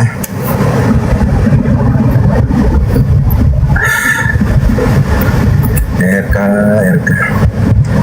Izin ya teman-teman yang sudah waktu sholat silakan sholat dulu. Gantian kita menjaga benteng ya kan. Ayat itu sudah ada di kepalaku. Ih. Tapi nggak mau dia lanjutkan baca. Gimana RK ini? Ya, kita cek dulu teman-teman pusat apakah ada di bawah. Nah, aku cek dulu ya. Malu dia teman-teman. Ya, Bang Sean Lai, selamat bergabung. Sean Lase. Ya, halo, selamat sore Bang. Ya, sorry Bang. Abang Kristen Iya, atau Kristen Bang. Muslim? Kristen Bang, Kristen. Kalau berdiskusi itu Bang, beri waktu orang menjelaskan Bang. Jadi penonton yang di bawah pun diberkati juga Bang. Iya kan sudah Cuma caranya- sudah dikasih waktu tadi. Enggak Bang. Penonton belum, kayaknya si Zuma enggak sportif Bang berdiskusi. Lah yang gak sportif tuh RK, yang gak sport. Abang datang-datang Enggak. menghukumi. Sekarang gue tanya kau, kalau kau hafal ayat itu, kau lanjutkan nggak baca satu ayat atau kau baca sepotong-sepotong aja? Makanya saya bilang tadi Bang, jadi orang yang Nggak dijawab dulu. menonton dulu Ayo, kan mau jadi RK yang kedua nih. berkati Bang gitu. Sebentar. Diberkati itu kalau kau ditanya, kau jawab, lanjutkan dibaca. Itu Bang. Kalau kau baca, ku tanya dulu kau hafal tuh ayat. Kau hafal Makanya tuh ayat kalau tuh Yohanes 8:42 berdiskusi itu itu kau Bang, hafal. Kau baca. kalau berdiskusi itu Bang, berilah orang waktu untuk menjelaskan Bang gitu. Iya kan sudah diberi waktu tadi, dikasih kesempatan. enggak. Lanjutkan. Itu, tadi Juma langsung nurunkan itu Bang. Ya enggak? Loh, Saya tanya dulu sama Abang jujur. sudah Juma yang berulang-ulang kali. Apalah kau Iya. datang-datang. Nggak usah mewakili RK itu tai, mukanya kayak tai. Kau Enggak, mau Bang. mewakili orang kayak tai begitu? Enggak lah Bang. Kita Lah ya makanya. Kok benar aja sebentar yang kau dengarkan lapan. si RK itu, kau dengarkan si RK itu ya sudahlah menghujat agama Islam, menghujat ajaran Islam, ya ngolok-ngolok poligami dalam Islam. Ternyata dia sendiri pelaku perzinahan. Dia sendiri yang dihajar oleh istrinya, mukanya udah kayak babi. Kau tengok kan di kafe tuh mukanya, ketahuan selingkuh sama istrinya. Bang. Orang kayak Saya begitu nggak kamu tahu. bela. Kalau masalah itu bang, saya kepribadian dia saya nggak tahu bang. Cuma Ya kalau makanya yang nonton di sini 14K sampai 15K tadi nonton, semua orang tahu. Kalau dia menjelaskan nggak tahu mau ayat itu, dengar. kenapa dia nggak lanjutkan? Cuman kalau itu, kalau Lucu, Bang. RK mau Bela-bela orang menjelaskan yang salah. firmannya nggak mau sih, cuma dengarkan. Assalamualaikum. Itu. Ya, waalaikumsalam warahmatullahi wabarakatuh. Lanjut Ustaz. Sebentar. Kalau mau dilanjutkan, dibaca ayatnya secara utuh, jangan dipotong-potong. Gimana sih? Oke lah bang, mudah-mudahan dia naik lagi lah bang, biar kita dengarkan bang. Sekarang kamu dialog dengan Kau aja dialog. Ayo. Kalau Silakan apa- lanjut Ustaz. Iya. Kalau sekarang kamu dialog kalau dengan apa nanti bicara apa?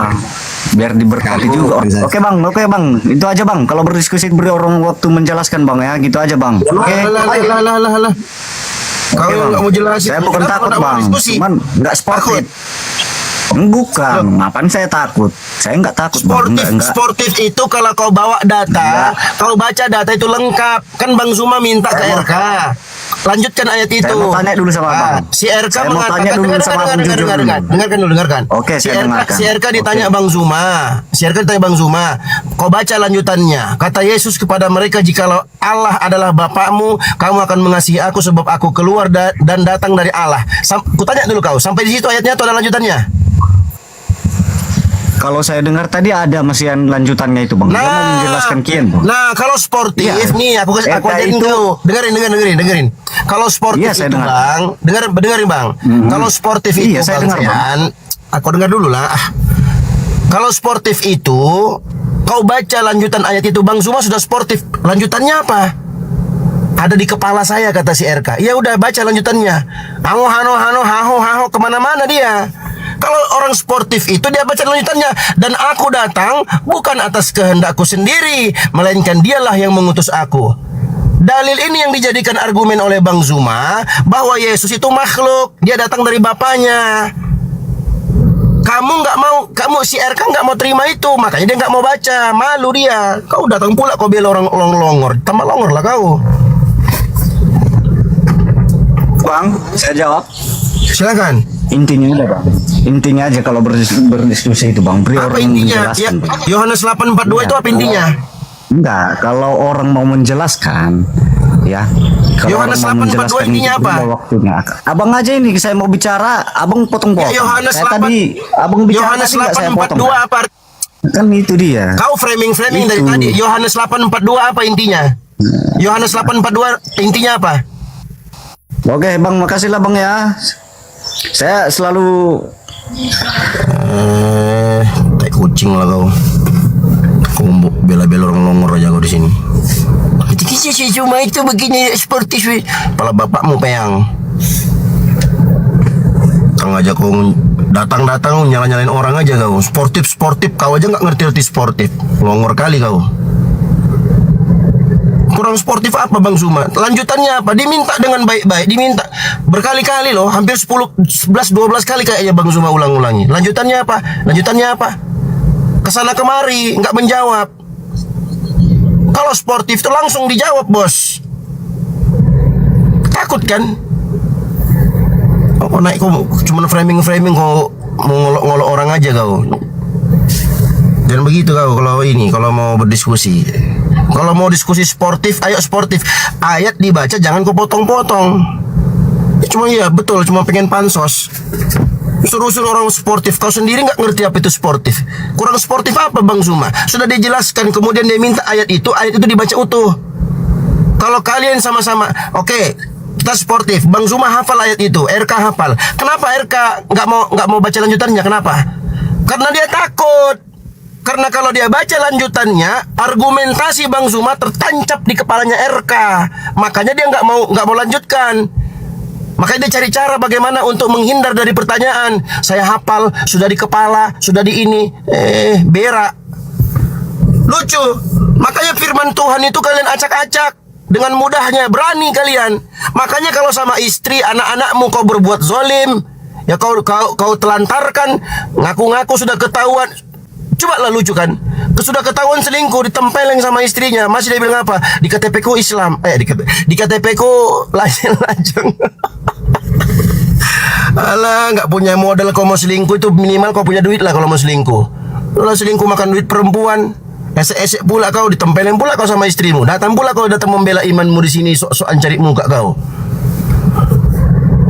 Ya, mohon maaf, lanjut Ustaz Tahta. Aku izin mute dulu. Geram kali aku datang-datang ngolok-ngolok Bang Zuma. KTP lajang. KTP ku lajang. Ngolok-ngolok Islam, ngolok-ngolok poligami, KTP ku lajang. Kalau perempuan itu cantik, lebih cantik istrinya daripada selingkuhannya, kan bego. Itulah tuh kalian tuh. Ya, sudah kalah diskusi, nggak bisa diskusi apa-apa. Si Zuma itu nggak sportif. Apa kau tahu tentang sportif? Kau baca ayat setengah-setengah, baru kau minta sportif. Iya, geram kali aku datang-datang bukan mau diskusi malah nyala-nyalain orang. Minta sportif. Apa kau sportif? Tahu kalian kan sportif kan? Apa itu sportif? Tahu sportif nggak? Sportif itu bersifat kesatria, jujur, ya. Jujur nggak itu share? Dibacanya ayat sepotong. Bang Zuma suruh lanjutkan. Bang Zuma kan tahu ayat itu. Terus datang si Zuma itu nggak sportif. Si Bang Zuma minta dilanjutkan dulu ayat itu. Nanti kalau ayat itu sudah dilanjutkan baca, baru kau jelaskan. Datang-datang kau bilang sportif kau menghina kau seorang pribadi pula kau serang abang kau. Gila kau ya. Sportif. KTP ku lajang, jelas-jelas istrinya datang gambar deh, dibilangnya KTP ku lajang. Depan istrinya dia ngomong gitu, kan gila tuh orang.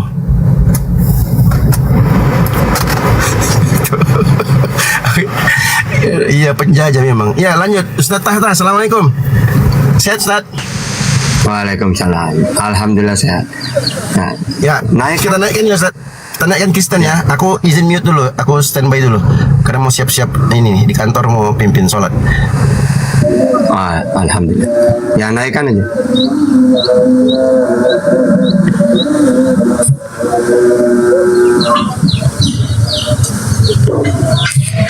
Ada moderatornya ini. Ya, silakan naikkan biar tidak kosong ya. Mantap. Bukan Kem.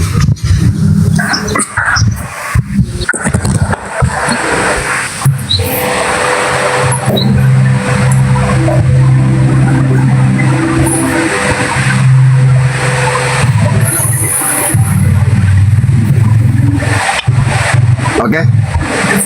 Bang, gimana? Oten apa Kristen? Oke. Silakan. Mau diskusi, ayo. Itu temanya Bang, Yesus palsu.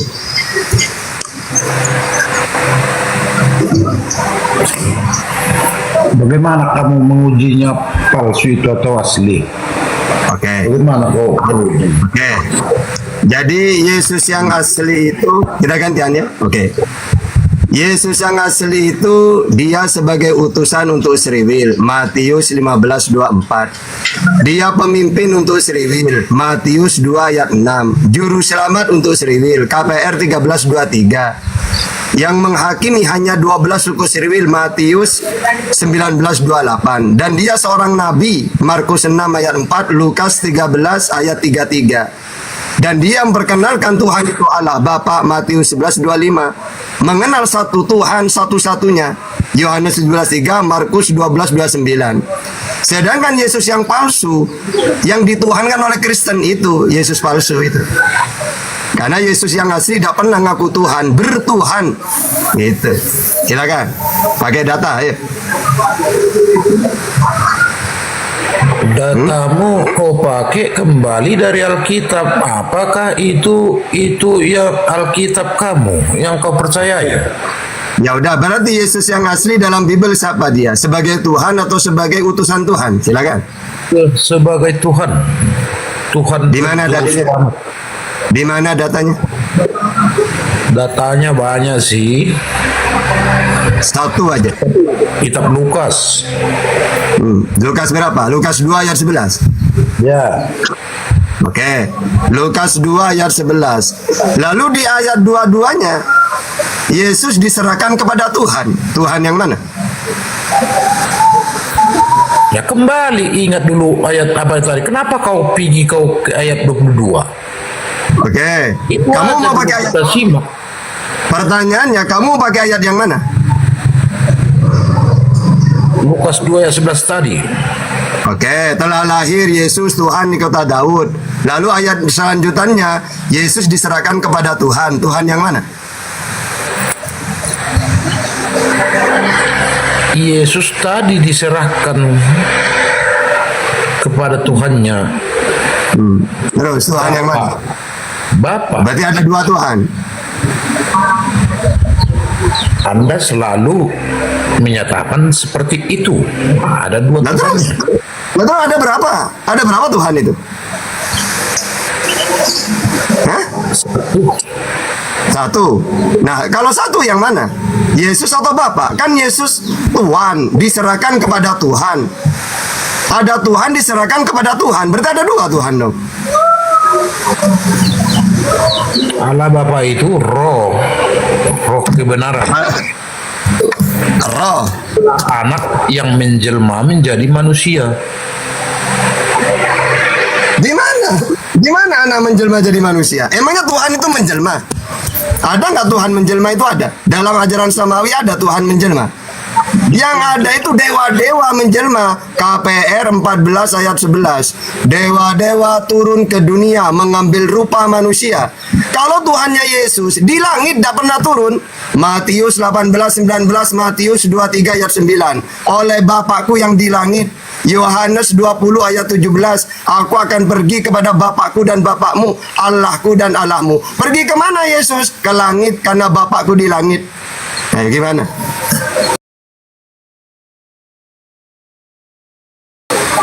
Benar. Karena Tuhan ada menjelma. Jadi sekarang kamu nyanyi nggak percaya kepada Yesus Kristus itu sebagai Tuhan. Percaya? Yang tidak percaya kan Anda. Saya percaya. Yesus, kamu siapa? Aku Nabi. Markus 6 ayat 4. Dari Saya mana percaya. kamu percaya? Saya tanya kamu sekarang, Yesus itu Tuhan atau tidak? Yesus Nabi. Markus 6 ayat 4. Lukas Ya, 13 itu 3. kesalahanmu bos, itu kesalahan kamu. Oke, Tapi kamu percaya? kamu bilang. Oke, kamu percaya ke Yesus? Lukas 2 ayat 11 tadi, ingat kembali. Percaya kau atau Oke. tidak? Oke, percaya. Nah sekarang, oke, Yesus Tuhan. Oke, Satu itu adalah perkataan malaikat ya, malaikat Oke. turun dari surga gitu, menyampaikan kepada para gembala domba. Ya, apa ada di isinya? Bethlehem. oke, apa isinya? Jangan kamu lari dari sana. Apa isinya? Bukan Apa orang isinya? Kristen yang buat itu. Baca, coba baca. Gimana bunyinya? Karena begitu besar kasih ayam, bukan? Bingung dia. Malam ini telah lahir bagimu Kristus Tuhan di Mana? Di mana ayatnya itu? Di mana? Lukas 2 ayat 11. Oke, telah lahir Tuhan, lalu Tuhan diserahkan kepada Tuhan. Jangan kau kemana-mana dulu. Jangan itu Loh, percayai ayat- aja dulu itu. ayatnya Yakini sama. dulu bahwa itu Tuhan. Ayat selanjutnya, itu ayat selanjutnya. Jangan dulu ke sana kau lari kemana-mana. Jangan dulu lari, bos. Oke. Ya, percaya Takut, aja. takut. Percaya kau di situ. Lewat kau Oke. di situ, kamu udah Oke. salah. Kamu udah memfitnah. Gitu. Di ayat selanjutnya itu kamu percaya? Di ayat selanjutnya itu percaya? Itu aja ingat dulu, percaya aja bang, percaya aja. Takut. Ya, yakin Takut. percaya. Takut dia. Jangan kau bilang kau percaya kepada Yesus, tapi kau bilang itu hanya nabi. Oh salah bos, salah kita bos. Oke. Salah total, salah kau. Apakah ada Tuhan punya Tuhan? Ya jangan pertanyaanmu itu kayak pertanyaan TK itu. Oke, saya nanya, apakah Yesus punya Tuhan? Oh, kenapa kau ini? Kalau Apakah dari Yesus mana punya dia Tuhan? ada? Dari mana apakah dia Yesus ada? punya Tuhan? Apakah Dia Yesus punya kembali Tuhan? dari sang pencipta kembali. Saya nanya, apakah Yesus punya Tuhan? Pertanyaan agak ini kok pertanyaan repot. Takut. Yang kedua pertanyaannya, Bukan apakah takut. Yesus apakah Yesus menerima firman dari Tuhan? Takut lagi. Dua pertanyaan tidak dijawab, takut. Dia kan udah berfirman, dia firman itu sendiri. Saya nanya, Firman yang apakah hidup. Yesus pertanyaannya, saya Iya, punya firman 10 yang data. hidup. Ingat. Saya punya 10 Saya data. Yohanes ya. Apakah Yesus menerima firman? Dia firman itu sendiri. Saya Dia nanya, adalah menerima firman apa tidak? Apa yang diucapkan itulah firman itu. Apakah Percaya Yesus menerima firman? Jawab dulu. Abang. Tiga ada dijawab. Ganti Tiga judul ada kamu dijawab. Bang. Jangan sembarangan membuat judul. Oke, sudah ya. Jangan bergerak membuat judul yang salah. Oke. Saya tidak percaya apa yang membuat itu judul itu. Nggak bisa. Karena judul itu Nggak bisa ini. judul yang salah. Gantian ya. Silakan Anda ngomong dulu, nanti kalau saya ngomong jangan diganggu ya. Saya akan pakai 30 data. Yesus menerima firman. Jangan Silakan kau pakai dari Alkitab, jangan kau pakai dari kitab. Jadi kau adu pula itu argumenmu kitab dengan Terus saya mau pakai adu apa? dengan Al-Quranmu, adu dengan dari situ bagaimana pendapat Oke. Itu saya Sudah. percayai. Oke, diam. Oke. Saya akan pakai Quran dan Pakai Bible. pula kitab kami. Gantian Tidak kita. berani kau Gantian membuat seperti itu judul. Itu Takut salah juga. besar, itu salah total itu yang kau tuliskan itu. Bapak moderator di mute. Oke. Saya akan pakai Quran dan Bible ya. Yesus ini utusan untuk Sriwil. Al-Quran Ali Imran 49. Dalam Bible Matius 11:25. Yesus ini nabi. Dalam Al-Quran Maryam 30. Dalam Bible Markus 6 ayat 4. Tugas Yesus penyampai firman. Dalam Al-Quran Al-Maidah 47. Dalam Bible Yohanes 12:50. Dan Yesus memperkenalkan Tuhan itu Allah dalam Al-Quran Al-Juhruf 64. Dalam Bible Markus 12:29. Ini saya pakai dua data, Quran dan Bible. Nah, Anda silakan. Siapa itu Yesus? Ayo.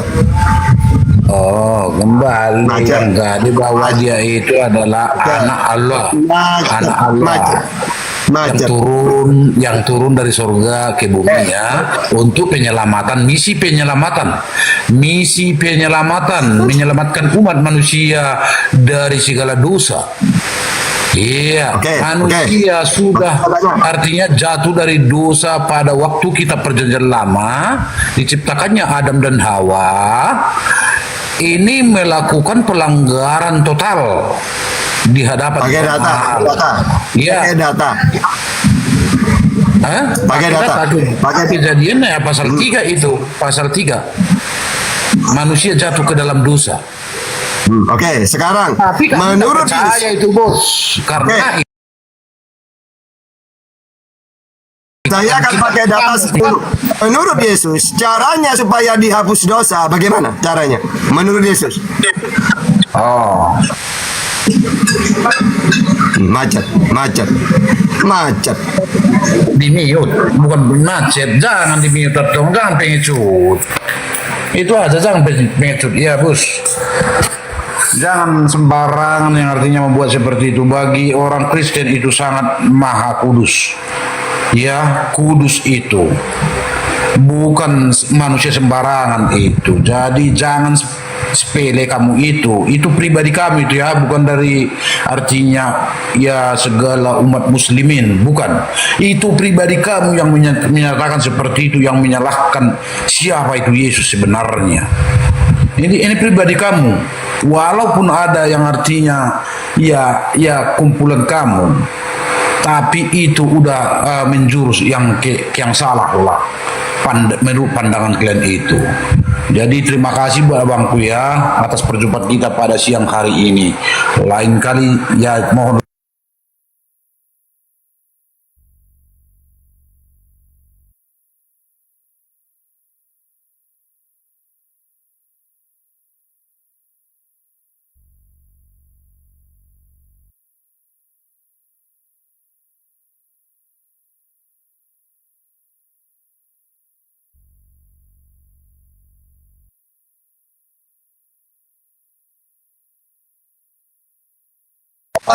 Dari api ada lagi satu. Ustaz Dio, adzan saya di sini dulu. Habis ini saya lagi, habis adzan. Coba api yang lain naik dulu satu. Cuma sebentar ini.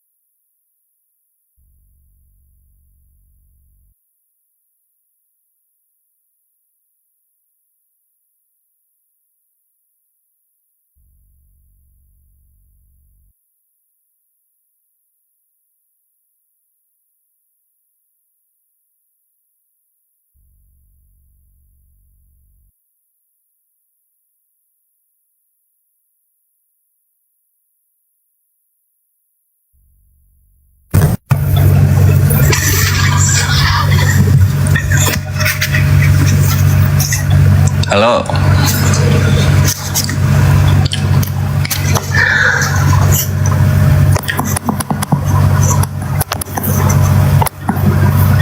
Amankan bang, amankan.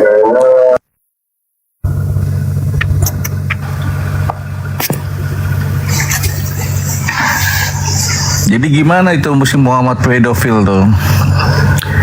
Mantap kali dia selalu ngegengbeng gitu sama si Aisyah 6 tahun. Terus sembah-sembah. Itu yang palsu lah.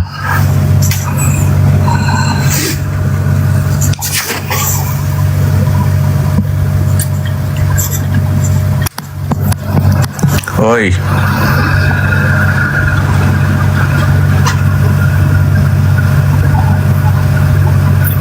On cam bang, buka kameranya. Gua nggak bisa on cam, makanya nih Islam anjing follow gua dong biar gua bisa on cam. Gue cuma punya 21 follower, makanya jadi mau kondo Islam follow gue biar gue bisa on cam. Gue orang yang akan menghancurkan APII dan Zuma yang jelas-jelas terafiliasi dengan Densus 8. Dia terafiliasi dengan teroris. Ini dari sumber dari Densus 88. Ya gue orang yang akan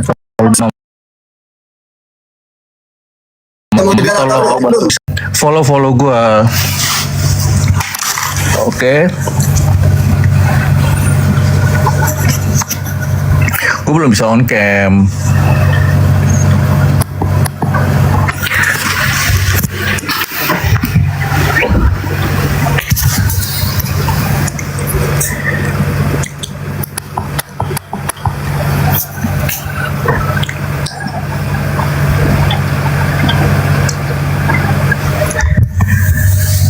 Jadi gimana nih API terafiliasi teroris gimana nih?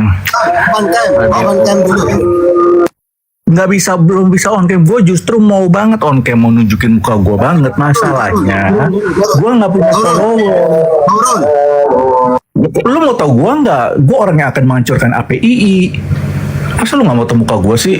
Gua orang yang terafiliasi dengan Densus 88, memonitor kegiatan lu, mencari celah sedikit aja lu berafiliasi dengan teroris, kita bantai, kita tubruk lu. Ngerti? Sampai nama Zuma.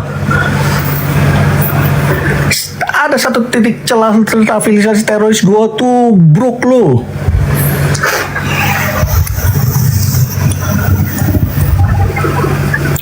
Ini kita liatin aja lu ngata-ngatain Kristen, tapi terafiliasi teroris kali comot lu, sodomi lu penjara.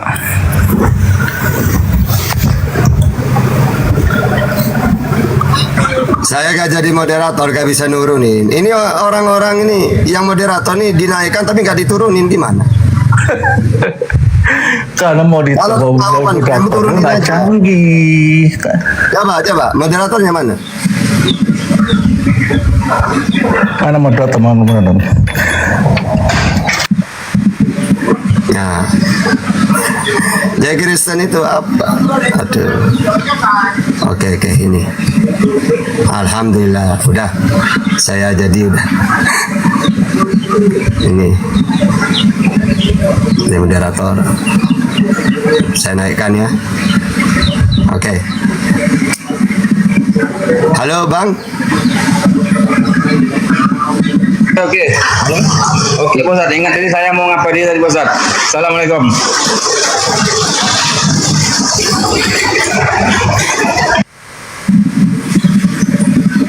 Yang oten ya, yang oten.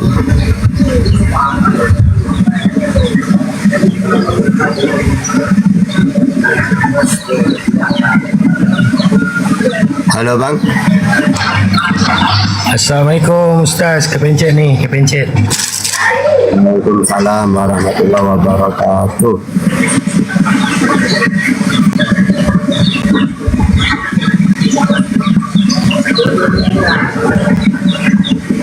No.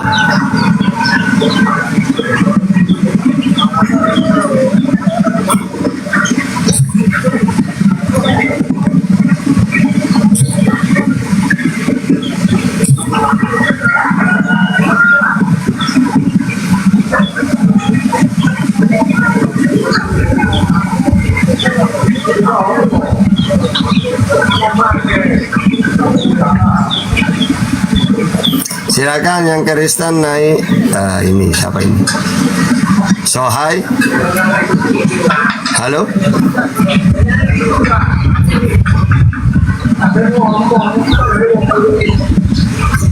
Halo, Bang Sohai. Halo, selamat sore. Selamat sore. Oten apa Kristen, Pak? Hah? Iya, Pak. Oten apa Kristen? Saya Islam, Bang. Tapi mau nanya sedikit, Bang. Boleh nggak? Nanya apa? Nggak. Abang nih Islam apa Kristen? Boleh dan nanya sih. Islam. Apa mau nanya apa? Nah, kalau abang Islam, kenapa bang bawa judul agama orang bang gitu bang? Terus kenapa emang? Enggak, nanya. Iya ini Kamal dialog ini.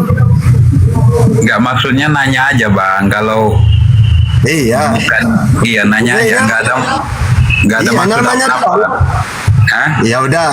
Ya udah dijawab. Ini Kamal dialog. Memang kita ini dialog dengan orang Kristen.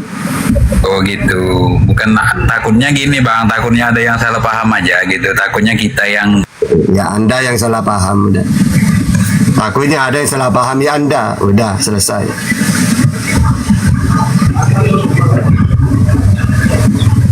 Oke, selanjutnya Hattori.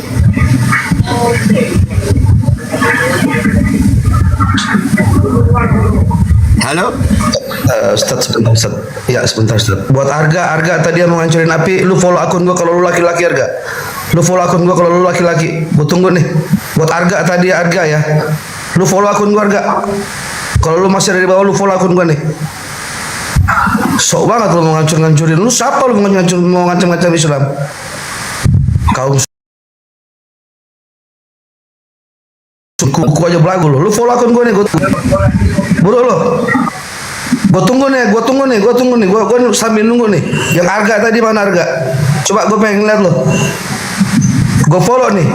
Cepat gue tungguin nih, gue follow back.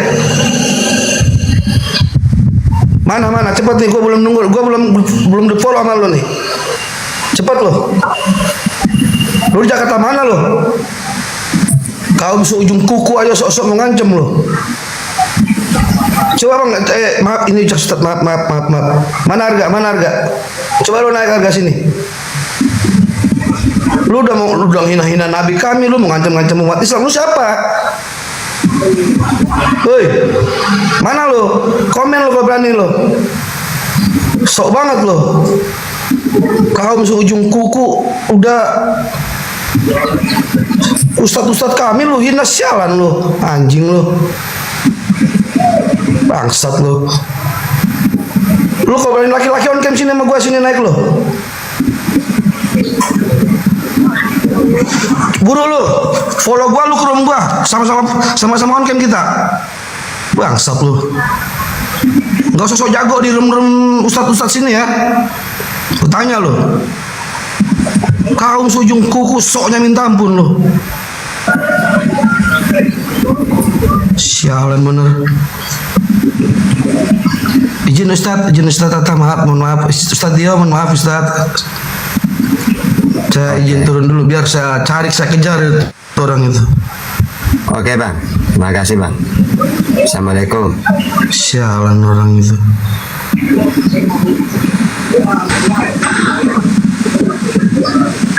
Assalamualaikum warahmatullahi wabarakatuh. Ustadz. Waalaikumsalam. Yang aku Densus tadi, suruh follow saya. Yang aku Densus. Mana siapa namanya akunnya tadi Tat? Arga ya? Iya. Ya, coba cari saya ya. Cari saya. Arga, ingat nih. Katanya kamu Densus, ya. Di mana kau? Ya. Harga, ketemu kita kalau emang kamu Densus. Saya kejar, tenang Tat, jangan pernah gentar, kita muslim ya. Kita POP, dia pasti ketemu titiknya.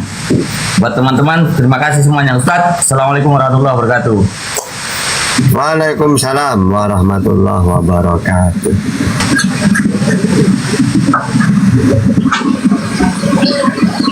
Silakan. Jadi Kristen ini gak berani kawan. Dia orang Kristen ini kalau debatnya, kalau pakai data gak berani. Alhamdulillah. Gerunda, siap Gerunda. Iya Dinda, sorry aku telat ya. Assalamualaikum warahmatullahi wabarakatuh. Alhamdulillah. Oke, lanjut Gerunda ya. Mantap. Iya Dinda. Oke, siap. Assalamualaikum warahmatullahi wabarakatuh. Waalaikumsalam warahmatullahi wabarakatuh. Kenapa tadi ada ku dengar teroris itu? Ada yang bilang kalau kita berafiliasi dengan teroris. Katanya kita ini mau dibasmi sama di bapak itu. Takut kali aku mendengarnya. Berdiri si Ucok, ku dengar dia mengancam begitu. Berdiri si Ucok mendengarkan ada orang mengancam kalau terafiliasi api ini dengan teroris, kata dia. Lalu bagaimana kalau gereja-gereja yang ada di Indonesia itu terafiliasi dengan penjajah yang dulunya menjajah negara ini? Mereka sudah menjajah Nusantara ini 350 tahun kurang lebih. Setelah itu mereka masih mengucurkan dana untuk melakukan kristenisasi di negara yang bekas jajahannya. Kira-kira apa hukuman bagi mereka yang masih berafiliasi dengan penjajah? Kalau dikatakan teroris berafiliasi dengan api, barangkali terorisnya mereka yang menciptakan. Karena mereka menciptakan ketidakadilan, maka muncullah kemudian orang-orang kecil yang ingin menyuarakan kebenaran dengan membuat semacam riak-riak kecil. Meskipun terbukti ternyata mereka yang terindikasi teroris itu pernah belajar tentang sesuatu yang diajarkan oleh orang-orang yang sekeyakinan dengan penjajah. Mereka yang menciptakan peperangan di atas muka bumi, lantas kemudian ada yang merasa tersalimi dengan mereka membuat satu kesatuan kekuatan untuk menunjukkan kepada penjajah bahwa masih hidupnya yang mau memperjuangkan kemudian kesejahteraan. Lalu mereka melakukan satu tindakan yang mungkin salah perhitungan, maka mereka kemudian disebut teroris, yang mana Islam pun tidak menyetujui itu. Sebenarnya yang teroris yang sesungguhnya itu adalah mereka yang kemudian mengambil istilah-istilah Islam, lalu mereka pakai di agama mereka untuk meneror anak-anak Islam, supaya anak-anak Islam itu keluar dari Islam menuju kepada penyembahan orang yang keluar dari kuburan. Jadi menurut saya ini sepupunya Nenggolan. Yang dimaksud teroris itu adalah mereka yang mengajarkan manusia untuk mematikan akal, supaya mereka itu percaya bahwa dengan iman tidak perlu akal orang bisa selamat. Si teroris ini menggantikan ajaran-ajaran asli mereka supaya tidak ketahuan dengan mengambil istilah-istilah dari Islam. Taruhlah misalnya seperti kata Alkitab. Apalah tujuannya sebenarnya orang-orang yang mengaku anak-anak teos ini menggunakan kata Alkitab? Kalau bukan untuk meneror, kok hilang kata-katanya? Meneror, kalau bukan untuk meneror anak-anak Islam yang tidak tahu tentang mereka, akan mereka tancapkan konsep iman mereka dengan meneror kepercayaan anak-anak Islam yang awam dengan mengatakan, contoh titik 2. Perhatikan perkataan saya. Mereka datang kepada anak-anak Islam dengan mengatakan, benarkah kalau di dalam Islam itu beriman juga kepada Injil?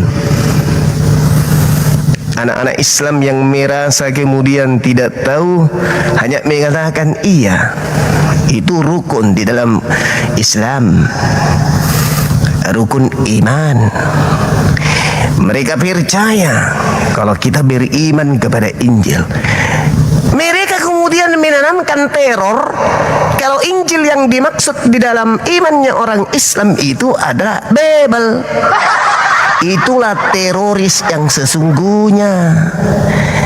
Mereka yang mengajarkan bahwa teos yang bertanduk 7 bermata 7 yang ada di dalam kitab mereka Wahyu 5 nomor 6 itulah Allah. Jadi mereka ingin menggantikan kemuliaan Allah dengan mengambil kata Allah ini dan menyebutnya sembarangan. Mereka ingin menanamkan dan menancapkan teror di dalam batin umat-umat Islam awam, sebab teos yang mereka sembah itu sebenarnya adalah Allah itu sendiri. Itulah teroris yang sesungguhnya, menanamkan konsep kepercayaan dan keyakinan dengan menyelimuti ajaran asli mereka dengan mengambil kata-kata mulia di dalam Al-Quran.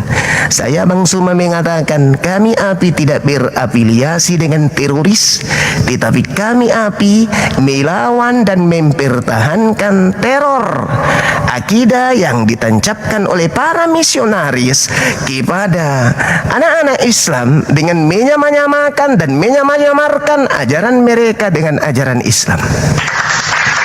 Dan saya mengatakan kepada seluruhnya, apologet Islam Indonesia itu tidak berafiliasi dengan teroris. Tetapi apologet Islam Indonesia mempertahankan akidah umat Islam dengan menghalau pergerakan-pergerakan penerus daripada ajaran yang dibawa oleh penjajah. Pahami itu baik-baik. Kalianlah yang berafiliasi dengan agama penjajah, bukan API. Jadi jangan menebar fitnah. API itu yayasan resmi. Tidak ece-ece API itu. Teman saya Nenggolan mengatakan API itu mantap. Seperti benar-benar api yang membakar semua hukum-hukum jahiliyah. Sampai para misionaris itu merasa bulu ketek, bulu hidung, bulu anusnya pun terbakar dengan adanya api. Membakar kejahiliaan, membakar kebodohan. Itulah apologet Islam Indonesia. Mari kita tepuk tangan bersama-sama.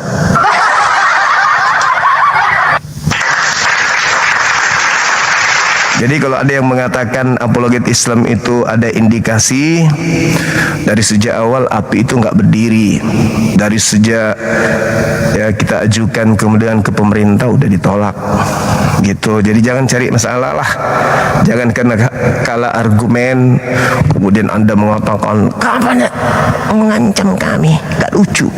Seibarat ikan teri pegang menantang kita dua. Kemudian tadi ada yang mengatakan capek sendiri. Aku tidak capek. Aku benar-benar sungguh mengenal bagaimana caranya berbicara dengan baik dan sopan. Tahu aku.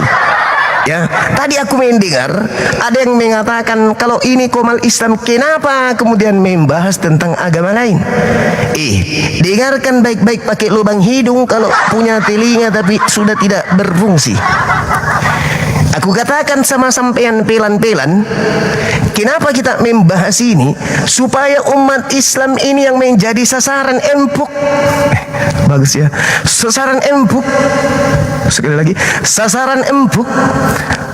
Kristenisasi itu bisa menyadari bahwa ternyata bujuk rayu daripada para misionaris itu adalah kehancuran bagi umat Islam yang percaya kepada ajakan dan ajaran mereka yang ternyata menggunakan istilah Islam tapi gadungan. Menyebut buku mereka dengan sebut kitab Wahyu itu adalah gadungan. Menyebut pendiri agama mereka dengan gelar rasul itu ada gadungan.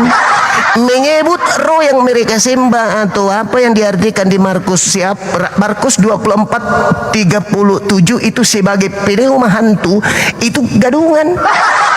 Dan menyebut roh yang mereka sembah dengan sebutan Allah itu juga gadungan. Jadi kami membuka materi-materi yang bernuansa kekristenan seperti ini supaya umat Islam itu tidak tertipu dengan gadungan-gadungan yang ada di luar sana yang menggunakan kopiah, menggunakan hijab, menggunakan baju koko, kadang menggunakan titel haji, menggunakan juga dia anak kiai untuk menipu umat Islam. Jadi untuk menyatakan sikap terhadap mereka misionaris dan kepada saudara-saudaraku yang sudah buntu lubang telinganya supaya mendengarkan dengan seksama bahwa untuk menjelaskan uang palsu maka yang harus kita teliti dan kita jabarkan dan kita jelaskan kepada yang mendengarkan dan ingin tahu adalah uang palsu itu sendiri. Begitu mi barangkali, Dek. Baik teman-teman Kristen, silakan naik. Tema kita masih seputar ini. Yesus palsu, apakah benar yang ada di gereja yang disembah oleh saudara-saudara kami Kristen? Ini masih berupa pertanyaan, bukan kesimpulan. Halo, semangat sore. Bang Juma, maaf Bang Juma. Siap mau klarifikasi yang tadi itu yang pakai ngaku-ngaku Densus. bilangin aja sama dia mana orangnya, nanti saya kejar. Bawa-bawa jual-jual nama pemerintah itu nggak bener. Itu aja Bang Juma, makasih. Makasih abangku, syukran. Kalau dia berasal dari Densus, kita juga ada Densus. Bukan cuma dia sendiri yang berdiri di Densus kan ya. Kita punya banyak teman di sana. Ada Nenggolan, ada Peter, ada Martin, ada Andronikus, Salesius, Antronius. Banyak teman kita di situ. Jangan khawatir. Bukannya dia sendiri yang punya Densus itu, bah. Banyak kawan kita di situ. Halo, selamat sore. Halo. Jangan dipikir kita ini duduk di sini tidak berteman dengan teman-teman yang ada di luar sana yang pegang peranan. Berteman juga kita sama mereka.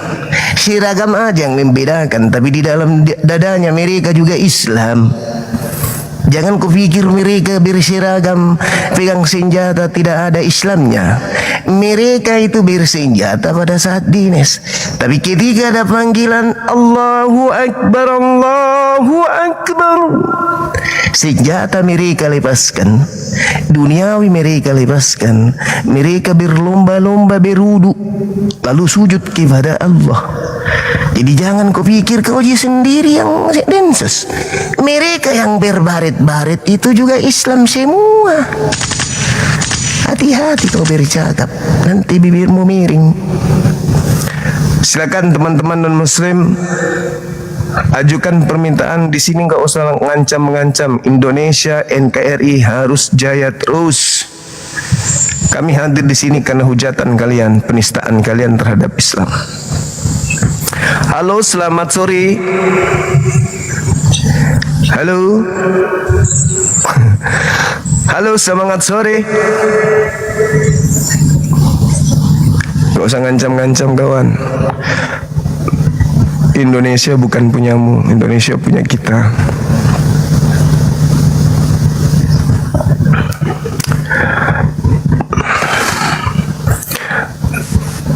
Selamat sore, semangat sore. Assalamualaikum Bang Suma, ada yang saya mau sampaikan. Tadi aku diskusi sama Livi, katanya dia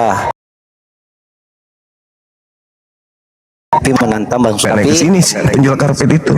Tapi Bang Suma harus saya di situ. Saya sempat barusan diturunkan sama Livi. Jangan, mereka tidak akan pernah adil. Ngapain pergi di kamarnya? Katanya bilang Bang Suma takut sama Lipi, jadi saya naik. Jangan kau dulu sama gurundaku ya, kau sama saya dulu ya. Temanya Yesus Kristus adalah Allah. Kita angkat tema, diturunkan aku Bang Suma. Ya biasa lah. Karena aku set data. Ya oke, lanjutkan Bang Suma. Makasih saudara. Assalamualaikum warahmatullahi wabarakatuh. Waalaikumsalam Saya selalu Bang Suma. Iya, Allahu Akbar. Allahu Akbar. Masya Allah. Liping si penjual karpet, si penghujat itu kelasnya kayak siapa ya? Mikana. Itu satu tim dulunya. Nggak tahu sekarang kalau mereka cakar-cakaran. Kan di Kristen ini pendebat Kristen pada cakar-cakaran semua kan. Halo, selamat sore. Assalamualaikum Gurunda Zuma. Waalaikumsalam. Ya, selamat sore Bang. Salam. Aku ini dari Aceh Bang. Ya. Aku dari Aceh Bang. Iya. Ya, kenalin Ilham ya. Aku memang penggemarnya juga Bang Zuma ini. Oke. Jadi aku terkesan dengan namanya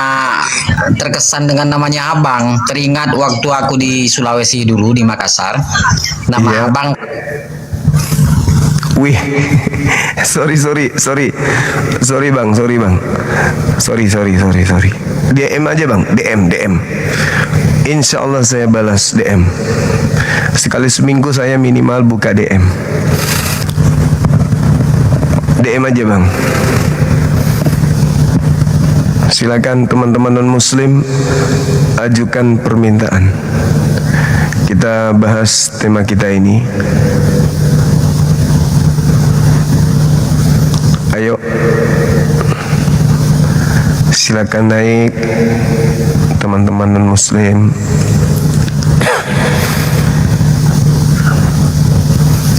macam-macam lah ya teman-teman kita yang non muslim ini ya. Ada yang ngancam seminggu lagi hidup kalau bukan aku, anak-anakku. Siapa yang teroris sebenarnya? Suka neror orang.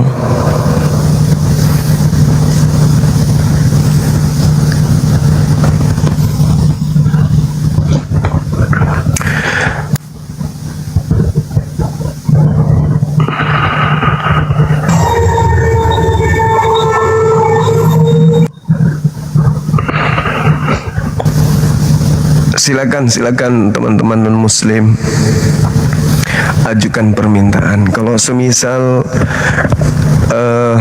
pernyataan saya keliru terkait dengan Yesus palsu. Yesus itu kan Kristus. Kalau Yesus palsu artinya kan Kristus palsu. Itu nggak mungkin salah. Dalam arti kata nggak mungkin tak ada Kristus palsu, itu nggak mungkin, nggak ada. Karena Yesus sendiri yang mengatakan bahwa Kristus palsu itu ada, gitu loh. Artinya Yesus palsu itu ada kan. Belum lagi kalau kita membaca di dalam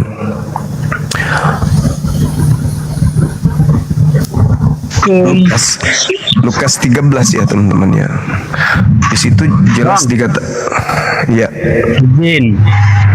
Saya cuman pengen ini lihat abang debat sama si Kudis Kurap itu aja. Oh, tinggal lihat di ini bang. Lihat di channel saya. Itu banyak dialog saya dengan dia. Di Markus 13 jelas di situ ada pernyataan Yesus.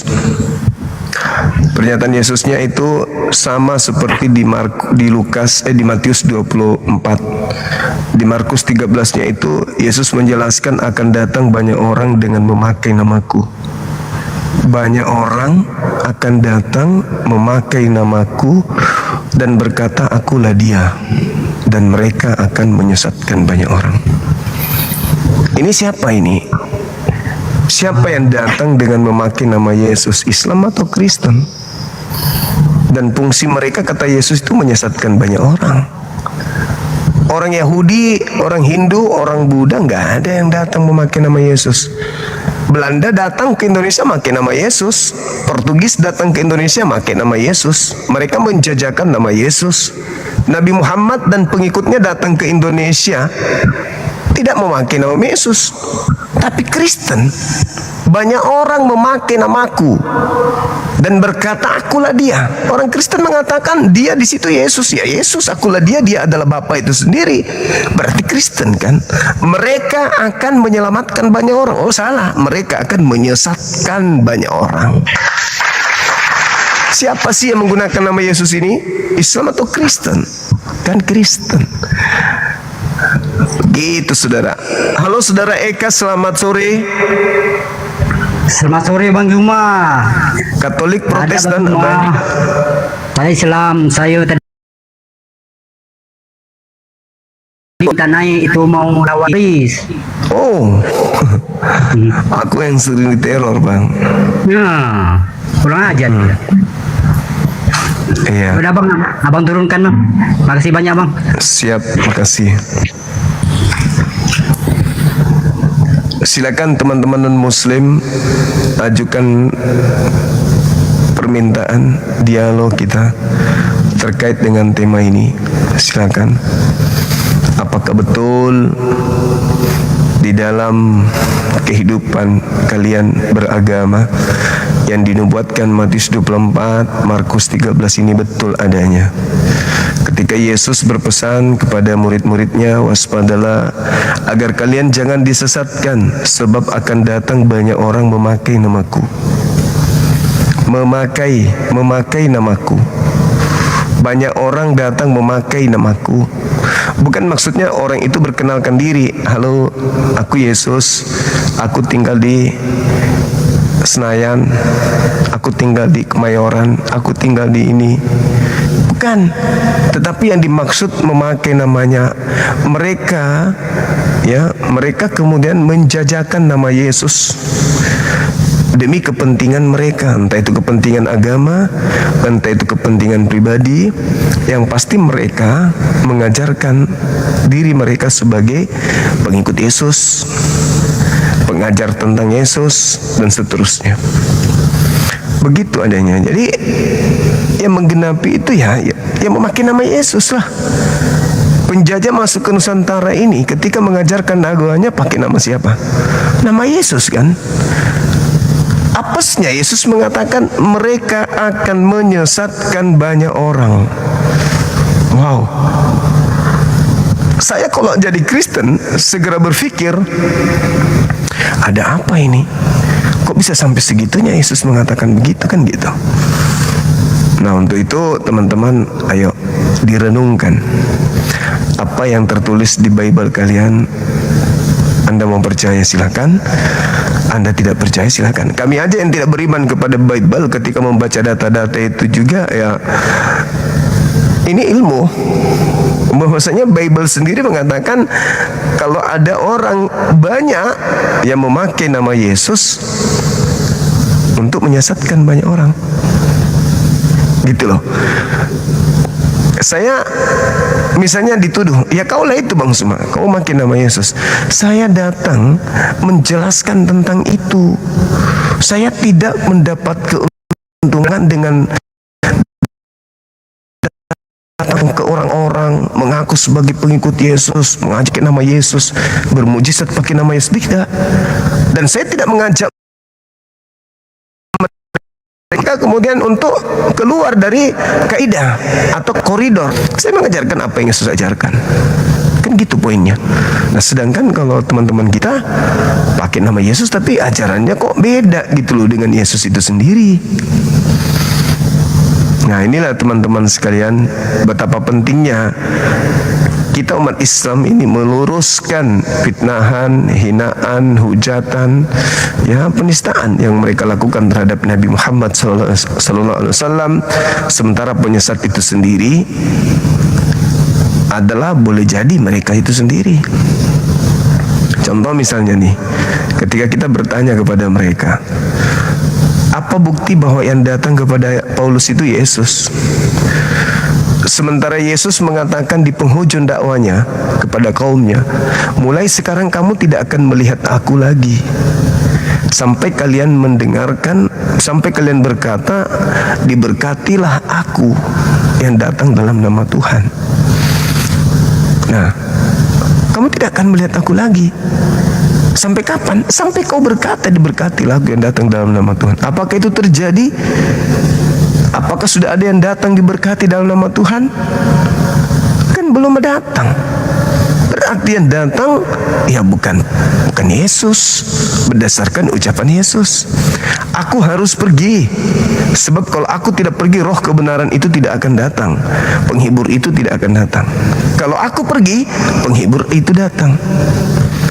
Berarti Yesus terangkat ke langit, yang datang bukan Yesus, tapi penolong lain. Kok tiba-tiba ada Yesus lagi nongol? Siapakah engkau Tuhan? Akulah Yesus yang kau aniaya. Lah katanya yang datang roh lain, penolong lain. Kok dia lagi? Aku harus pergi, sebab kalau aku tidak pergi, penolong itu tidak datang, penghibur itu tidak datang. Jadi aku harus pergi, udah pergi. Yang datang penolong lain. Loh, tiba-tiba siapakah engkau? Harusnya akulah penolong lain, akulah penghibur. Malah akulah Yesus. Gimana ceritanya? Katanya udah pergi, dan yang datang oknum lain. Tapi kok yang datang dia lagi? Oh, ternyata jawabannya sederhana. Memang Yesus berkata, waspadalah kepada penyesat yang datang memakai namaku. Berarti ada dua. Kedua, roh kebenaran yang tidak memakai nama Yesus. Roh kebenarannya datang kepada Nabi Muhammad, yang lain datang kepada Paulus. Yesus kapan datang? Menurut Yesus dan menurut Nabi Muhammad nanti di penghujung kehidupan bumi. Berarti yang datang kepada Paulus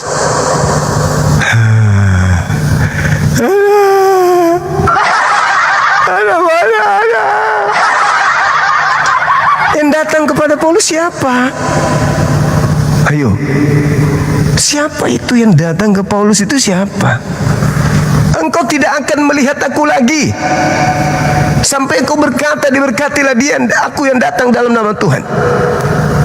Nah, bahaya ini.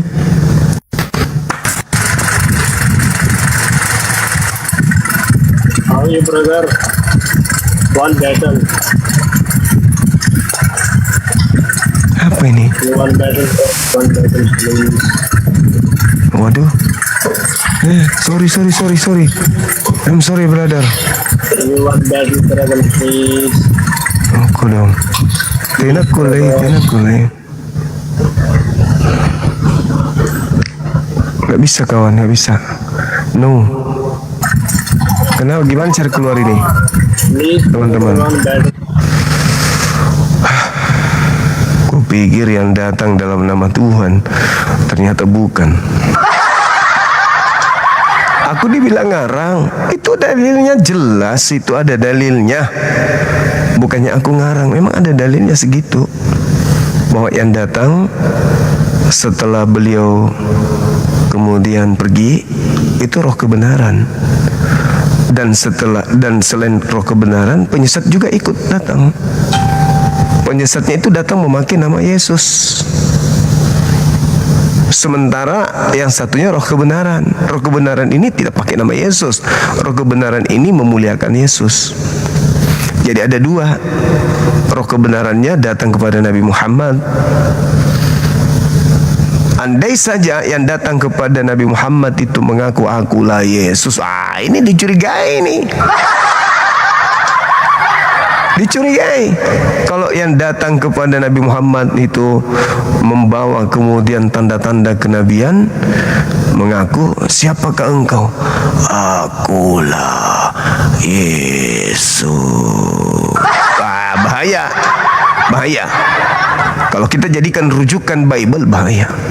Tapi yang datang kepada Nabi Muhammad tidak gitu. Justru yang datang kepada Paulus itulah yang mengatakan, akulah Yesus. Nah, berarti yang menggenapi kan udah jelas. Waspadalah agar kalian jangan disesatkan, sebab akan datang banyak penyesat memakai nama aku dan berkata, akulah dia. Mereka akan menyesatkan banyak orang. Kan gitu. Kalau umat Islam itu adalah orang yang disesatkan oleh penyesat dalam nama Yesus, kenapa umat Islam ajarannya sejalan dengan Yesus? Kenapa coba? Kenapa ajaran umat Islam itu sejalan dengan ajaran Yesus kalau yang datang kepada Nabi Muhammad adalah penyesat? Tapi anehnya, kalian yang mengaku pengikut Yesus, ajaran kalian bertentangan dengan Yesus.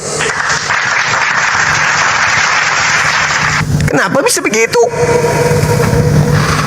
Yang datang kepada Paulus mengaku Yesus, tapi pengikut Paulus tidak melakukan apa yang diajarkan oleh Yesus. Jadi yang mana yang betul? Mana yang benar? Islam yang datang kepada Nabi Muhammad tidak mengaku kalau dia itu adalah Yesus atau Kristus. Enggak. Tetapi ajaran kami umat Islam itu selaras dengan Yesus. Begitu sudah teman-teman.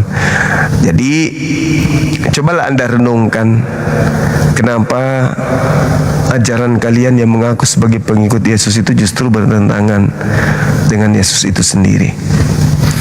Apakah kalian inilah penggenapan daripada yang disebut Yesus itu di dalam Markus 13 dan Matius 24? Renungkanlah itu. Marilah kita bahas pelan-pelan, apakah benar yang dinubuatkan Yesus itu ada pada diri kalian, yang datang dalam nama Yesus atau bukan. Untuk itu yuk mari kita diskusikan. Silakan naik saudara-saudara non-muslim, ajukan permintaan, kita bahas tema ini. Silakan.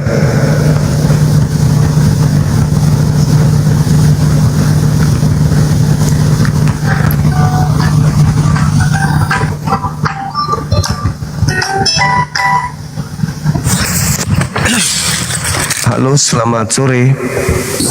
Shalom. Ya, silakan. Kamera ini ya. Oh, belum bisa buka kamera abang ini. Iya. Macam mana mau dialog?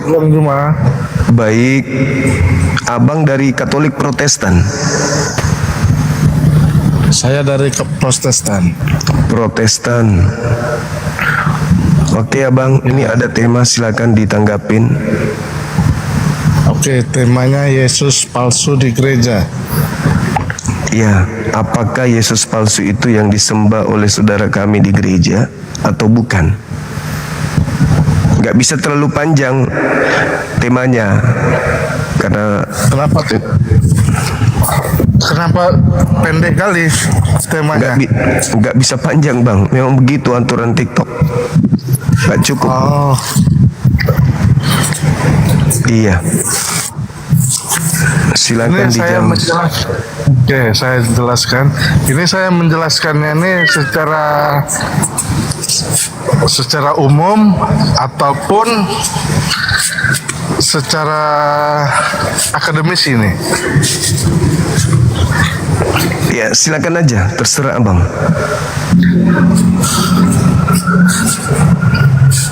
Oke.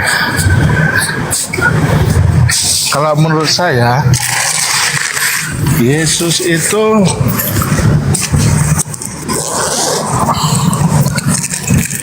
kalau keyakinan saya lah, Yesus itu kalau dibilang di gereja itu sahabat BSO memang palsu.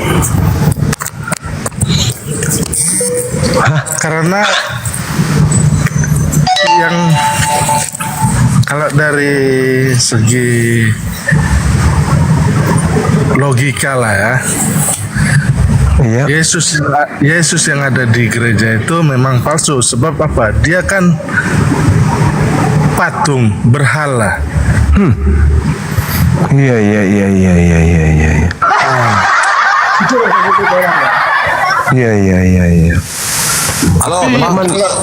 Halo, saudara JJ, sabar bang, sabar.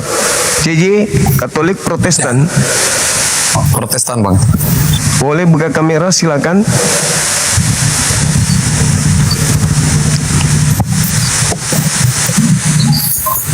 Sore abangku. Iya, sore, silakan. Kameranya dibuka.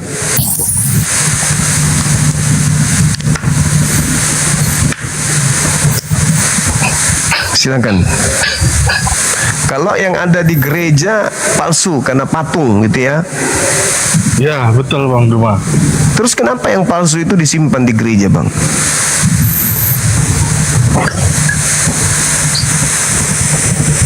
Yang nyimpan itu kan bukan saya Bang Duma, itu kan dari Iya. Yang simpan bukan abang, tapi dari pihak gereja ya. Dari pihak mereka itu. Kalau dari sayanya, secara lahir saya memang pengikut dari agama keturunan lah, kalau kita bilang kan. Iya. Betul. Jadi kadang-kadang Bang Duma, saya pun berpikir juga Bang Duma. Iya. Cuman dari batin saya pun, dari batin saya nih ya. Iya. Saya bingung Bang Duma. Memilih keyakinan diri sendiri atau keyakinan orang tua? Kalau keyakinan orang tua Kristen. Ya. Keyakinan Anda? Saya anak Kristus kayak gitu. Iya. Keyakinan saya? Iya. Kalau keyakinan saya itu bertentangan Bang Duma. Kenapa nggak ikut keyakinan sendiri Bang? Kan kalau kita kecil diajarkan orang tua pakai baju daster pun kita ikutin. Namanya kita belum tahu apa-apa. Tapi giliran dewasa disuruh pakai baju daster sama orang tua kan lucu gitu. Begitu juga dengan Tuhan. Ketika kita kecil diajak ke gereja menjadi penyembah Kristus, wajar kita masih kecil. Tapi ketika kita dewasa, kita punya pilihan sendiri. Kenapa nggak ikutin? Kalau saudara masih mengikutin orang tua kepercayaannya yang sudah bertentangan dengan logika sehat, berarti sama halnya Anda masih pakai baju daster hari ini kan gitu. Padahal Anda sudah dewasa. Iya Bang Juma, itulah yang saya pikirkan. Saya ini bertentangan dari segi akal dan logika kita. Tapi dari segi keimanan masih mengikuti orang tua. Tapi kalau dari segi akal dan logika saya tidak sama sekali mengikuti orang tua. Karena memang ajarannya nggak masuk akal toh. Maksudnya bertentangan lah. Iya. Gimana Bang Juma? Karena memang tidak masuk akal ajarannya orang tua. Nah, Bang Juma ya. Siap. Selalu Pak. Tapi orang tua saya selalu mengatakan cara ikut pameran. Siapa yang mau pergi di rumah? Terus. Terkadang Bang Juma, saya selalu mempertanyakan itu sama orang tua. Saya bilang macam ini, Mama, apabila Yesus itu penyelamat, mengapa dia disalib? Apabila Yesus itu juru selamat lah, mengapa dia disalib? Kenapa dia tidak bisa menyelamatkan diri dia? Dan selalu saya itu dimarahi saya, Juma. Oh jangan banyak tanya kau. Iya. Jadi justru dari pertanyaan itulah jadi menimbul rasa kecurigaan saya. Iya, ada sesuatu yang disembunyikan di sana.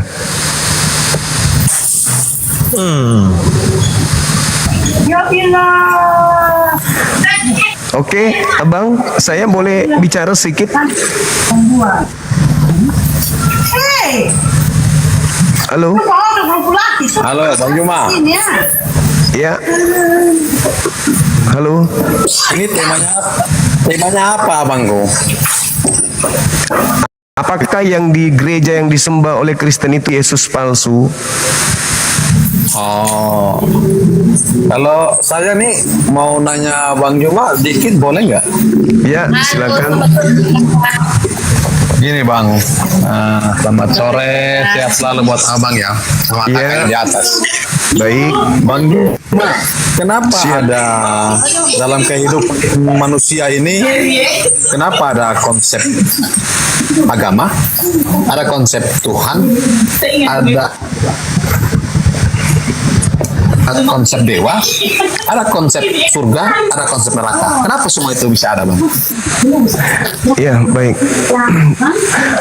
Pada diri makhluk yang menghuni bumi ini seperti binatang, tumbuhan, konsep itu tidak dikenal. Konsep itu didatangkan oleh Allah, oleh Tuhan kepada ciptaan.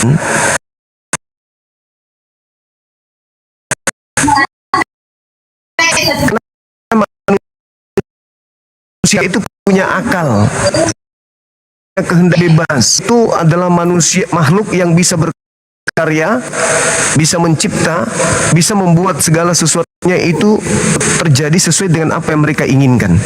Sehingga manusia butuh tuntunan. Karena dia punya akal dan kemampuan. Itu manusia. Maka Bang, Tuhan sahwat itu definisinya apa? Sahwat.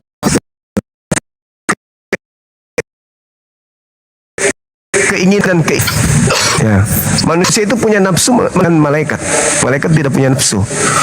Sedangkan manusia ini makhluk biologis yang punya potensi melakukan apa saja, termasuk membangkang kepada penciptanya, itu bisa.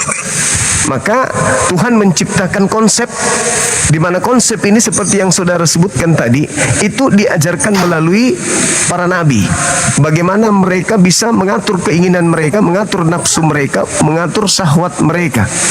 dengan tuntunan para nabi, di mana syahwat itu berpotensi untuk melakukan apa saja, tetapi ditekan oleh aturan-aturan yang datang dari Tuhan. Contoh, manusia berpotensi mampu makan babi. Kita Islam itu mampu sih, tinggal tangkap, masak, makan. Tetapi ada perintah datang, jangan kau makan babi. Maka aturan itu datang berlaku kepada kami umat Islam dan berlaku kepada kaum Bani Israel. Siapa di antara kedua kaum ini oknum-oknum yang melanggar aturan tersebut dan siapa yang taat kepada aturan larangan tersebut. Nah, itu maksudnya. Jadi kita ini manusia Imamat 11 ayat 7. Imamat 11 ayat 7 dalam kitab Perjanjian Lama. Ya, benar.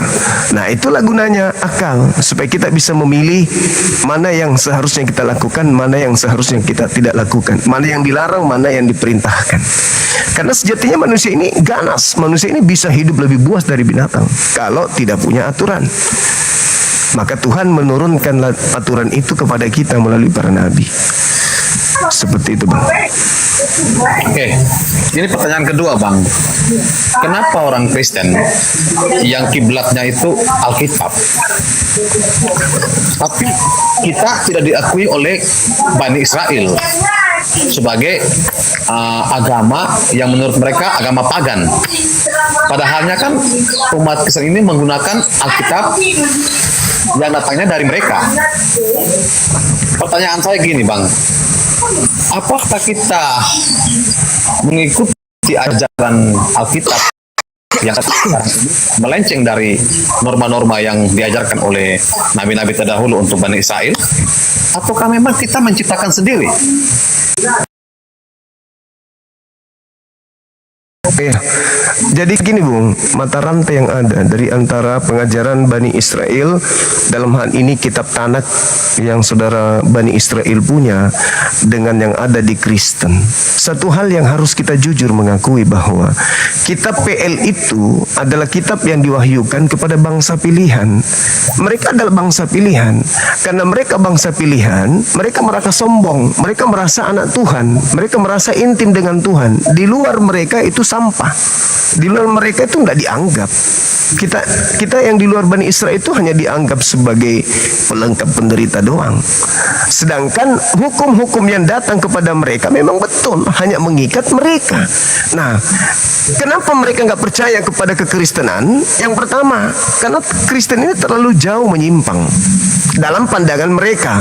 Contoh misalnya kita lihat dalam Kisah Para Rasul 24 nomor 5. Mereka sampai tidak makan loh demi untuk menangkap Paulus, sambil teriak mengatakan Paulus ini adalah penyakit sampar yang menyesatkan orang-orang Yahudi di dunia yang beradab, dan dia adalah tokoh dari Nazaret. Dan bukan cuma itu, yang apesnya lagi, Yesus menganggap di luar Bani Israel itu babi dan anjing. Di Matius 7 nomor 6, jangan kau berikan mutiara kepada babi dan jangan kau melemparkan barang kudus kepada anjing. Ya, begitu, iya, begitu ada orang Kanaan datang, seorang wanita hanya sekedar untuk disembuhkan anaknya, apa kata Yesus? Enyahlah daripadaku, aku ini diutus hanya kepada domba yang sesat dari umat Israel. Tidak layak roti yang adalah aku Yesus diberikan kepada anjing. Kata wanita Kanaan itu apa? Betul Tuhan, betul. Tapi bukankah anjing makan sampah yang jatuh dari meja tuannya? Apa kata Yesus? Besar imanmu ibu. Apa iman yang besar itu? Kau mengaku anjing dan kau mengaku pemakan sampah. Jadilah seperti apa yang engkau inginkan. Jadi Yesus pun menganggap di luar Bani Israel itu adalah anjing pemakan sampah, Bang. Makanya mohon maaf nih, fakta realita yang ada, fenomena yang tidak bisa kita sembunyikan adalah bahwa orang-orang Kristen begitu masuk ke Yerusalem, di kota suci mereka, di tempat-tempat yang disakralkan mereka, oh Kristen tidak boleh menyentuh tempat itu, tidak boleh, haram hukumnya. Malah diludahin kita, kalau kita lihat kita ke sana itu kita diludahi. Artinya bahwa ya memang di dalam kitab mereka, satu Yehezkiel 44 nomor 9, banyak kesalahanmu, banyak pelanggaranmu yang telah aku maafkan, tapi ada satu pelanggaranmu yang tidak akan aku maafkan, yaitu yang terlalu melukai hatiku. Engkau memasukkan orang-orang yang tidak bersunat ke dalam rumah ibadahku. Sadis itu. Jadi memang kita nggak dianggap, orang-orang di luar Yahudi itu nggak dianggap. Jangankan orang-orang Kristen bang, sepupunya dia aja, anak daripada abang tertua dari ayah mereka, Yishmael, nggak dianggap. Tapi gini Bang Juma, begini Bang Juma, saya pernah baca ada ayat di Alkitab PL ya. Itu ternyata saya baru sadar ya, ternyata Ismail itu diberkati. Kan gini, kan gini, ada ayat itu dalam PL itu kan, Kejadian 17. Abraham meminta pada Tuhannya bahwa gimana dengan keturunanku dari perempuan Mesir ini. Lalu Allah berfirman, akan aku berkati dia dan aku akan jadikan dia bangsa yang besar dengan 12 raja-raja. Jadi aku agak ini Bang Juma, loh kenapa selama ini kita nggak pernah diceritakan tentang hal ini, kayak ditutup-tutupi gitu kan. Ini semacam pembodohan menurut saya kan, atau penipuan. Padahalnya di PL itu jelas-jelas bahwa Ismail itu diberkati dan dia akan diberikan keturunan yang akan menjadi yang besar ya, bangsa-bangsa kayak Arab dan sebagainya. Tapi ternyata selama ini kan selalu di Ismail itu dianggap anak haram, anak rundik dan sebagainya. Kata tidak, kata dia juga diberkati. Nah itu dia. Saya gini Bang Juma. Iya. Nah, Ismail anak dari Abraham yang notabene dia ini adalah bukan dari bangsa dari Irak, dari Mesopotamia. Apakah Ismail ini kan lahir duluan daripada Ishak? Yang dikorbankan itu sebenarnya siapa? Ini pertanyaan saya. Ishak apa Ismail? Nah, sebenarnya gini bang, anak perjanjian itu, kalau kita mau lurus-lurus aja mengartikan ya, anak perjanjian itu sebenarnya Ismail. Kenapa Ismail? Karena kan Abraham berdoa. Minta apa? Minta anak kan dia. Minta anak terus Abraham ini kan. Tetapi Tuhan hanya menjanjikan menjanjikan. Ternyata Tuhan menginginkan anak itu bukan dari Hajar, bukan dari Sarah, tapi dari Hagar.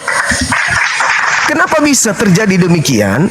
Andai saja Tuhan menghendaki anak perjanjian itu datang dari Sarah, maka Hagar dan Abraham, Sarah dan Abraham tidak membutuhkan Hagar. Kenapa enggak hamil dari awal? Buktinya dia bisa hamil kok. Buktinya ada Ishak. Tapi ternyata Allah menginginkan, Tuhan menginginkan anak yang dijanjikan dari Hagar. Lalu kenapa Tuhan menamai anak Abraham itu dengan Yishmael? Yishma mendengar, El itu Tuhan. Tuhan mendengar. Tuhan mendengar apa? Doa Abraham. Maka berilah anakmu dengan nama Yishmael. Tuhan mendengarkan doamu. Setelah Tuhan mendengarkan doamu, istrimu hamil, yaitu Hagar. Lahirlah anakmu yang tunggal. Nah, itu yang pertama. Yang kedua, ketika diminta untuk dipersembahkan anak ini, yang dipersembahkan bukan anak perjanjian loh. Tuhan minta ke Abraham adalah anak tunggal. Orang sehat mana yang bisa mengakui dengan sadar tanpa tendensi kebencian atau penolakan bahwa anak tunggal itu Ishak? Logika sehat mana yang bisa menerima itu? Anak tunggal itu adalah anak tunggalnya Abraham, bukan anak tunggalnya Sarah yang diminta, tapi anak tunggalnya Abraham. Satu-satunya anak tunggal Abraham ya Ismail, bukan Ishak. Itu udah pasti itu. Maka ketika diminta anak tunggal Abraham, Bang, Ismail itu tadi artinya apa? Allah mendengarkan. Allah mendengarkan. Yishmael dalam bahasa Ibrani. Yishma itu mendengarkan. Shema, dengarlah. Yishma, dengarlah. Sama itu. Shema Israel, dengarlah Israel. Ishmael, Yishmael. Jadi Tuhan mendengarkan ketika diminta anak yang tunggal, ya harus diserahkan anak tunggal. Ketika anak tunggal diminta dipersembahkan, ya nggak ada saudaranya yang lain, nggak ada anak yang lain dong. Kan kalau kita lihat baca Kejadian 21 bang, 21 kan Tuhan hendak menguji Abraham. Berarti diuji untuk apa? Abraham minta anak, lalu berpuluh tahun dia minta, giliran dikasih anak. Tentu itu adalah masa puncak-puncak kasih sayang Abraham kepada anak tunggal kan. Anak satu-satunya. Kita ini yang punya anak, bagaimanalah rasa sayang kita kepada anak pertama? Totalitas kita, totalitas cinta, kasih sayang, semua pikiran, tenaga, rasa ada di anak ini, anak pertama ini, ada di anak yang pertama ini. Belum berbagi. Nah, pada saat lagi mekar-mekarnya rasa sayang dan cinta Abraham kepada anak satu-satunya, Tuhan tiba-tiba minta. Itu ujian. Coba, benar enggak dia cinta sama aku daripada anaknya? Diminta. Tapi kalau anaknya dua, sudah ada Ishak, Tuhan minta satu, ya dia pasti Abraham mengatakan, ambillah, masih ada satu kok. Tapi karena satu-satunya Allah uji. Coba anakmu yang satu-satunya itu kau kasih samaku, mau enggak kau? Abraham mau. Padahal belum ada Ishak. Menurut Kejadian 21, Kejadian 22 sampai 23, persembahan anak dilakukan di Gunung Moria. Yang tinggal di Beersheba adalah Yismail dan ibunya Hagar. Yang tinggal di Hebron adalah Ishak dan ibunya Sarah. Di Gunung Moria dipersembahkan anak tersebut. Begitu selesai, anak itu dikembalikan ke ibunya. Kembali ke mana Abraham bersama bujangnya ini? Kembali ke Beersheba, Bang. Di Beersheba yang tinggal Hagar dengan Ismail.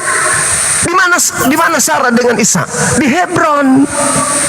Nanti meninggal Sarah di Hebron, baru Abraham datang ke sana sebagai orang asing, minta beli tanah untuk memakamkan Sarah istrinya. Berarti Abraham ke Beersheba bersama dengan Ismail dan Hagar tinggal. Itu fakta, itu real, tertulis di kitab Perjanjian Lama. Nah, kenapa nama Ismail seakan-akan ditekan di sana untuk dihilangkan sebagai anak tunggal?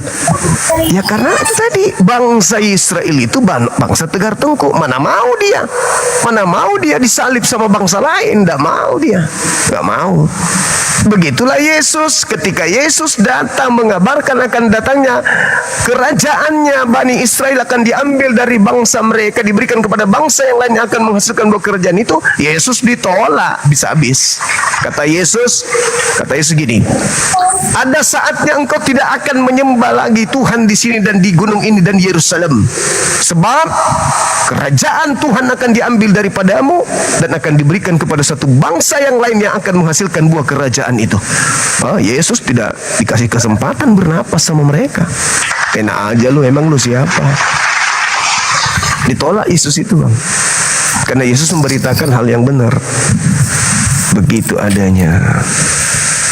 Nah, mungkin karena itulah bisa diterima. Hanya gini, ini bicara logika, masuk akal ya. Masuk akal. Iya. Tapi penjelasan Bang Juma ini secara akal sehat dapat diterima. Saya minta maaf Bang, saya kurang begitu mengerti dan paham tentang isi Alkitab. Tapi hari ini saya mendapatkan semacam satu stimulus penyegaran iman dari Bang Juma. Terima kasih Bang. Kedepannya saya akan terus bertanya hal-hal lebih. Baik Bang JJ, thank you. Oke, makasih Bang. Saya pamit turun Bang. Makasih. Salam sehat untuk Abang Juma. Makasih semuanya, saudara Lord juga makasih. Thank you. Oke.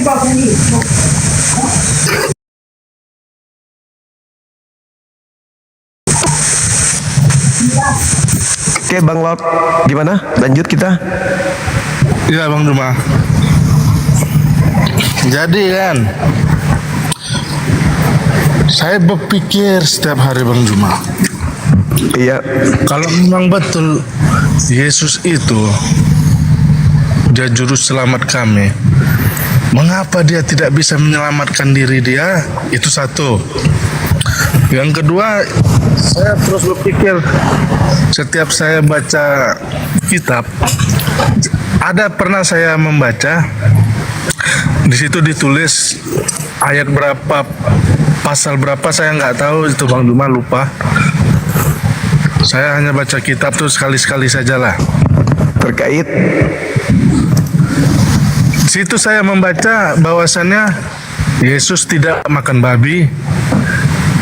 Yesus itu bersunat. Jadi saya pikir macam ini, bagaimana mungkin Tuhan itu disunat? Nah, siapa orang yang berani menyunatkan Tuhan ini?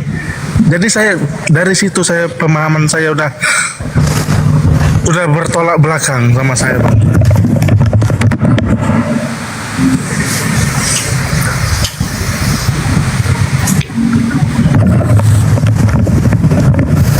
Iya, Bang.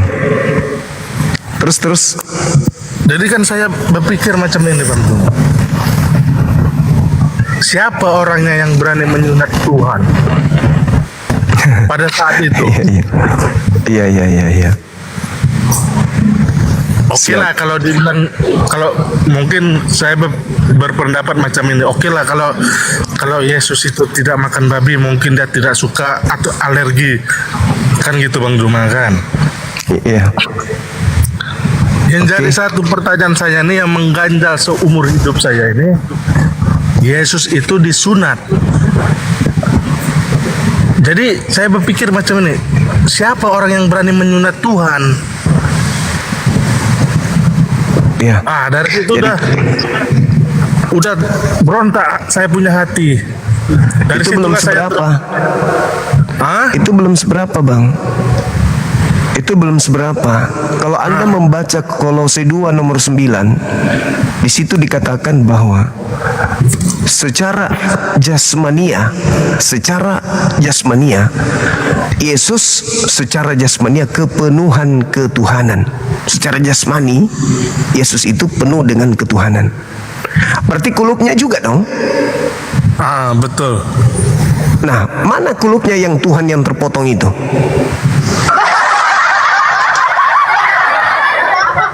Tuhan juga dong dia. Dari situlah Bang Jumat, saya berpikir betul, kenapa Yesus disunat dan siapa orang yang berani menyunatkan Tuhan? Dan buat apa Tuhan disunat? Apa fungsinya? Apa tujuan Tuhan itu disunat? Kalau manusia saya masuk akal pemikiran. Mungkin manusia ini disunat karena bersifat keyakinan dia atau apa kan? Atau ya, dia Galatia 2 nomor 2122 itu, Bang. Atau mungkin dia pada hari ke-8. Jadi saya banyaklah Bang Juma bertentangan di hati saya nih. Terkadang saya pun gimana Bang Juma ya? Terkadang saya pun rasa mau marah sama orang tua saya kan. Terkadang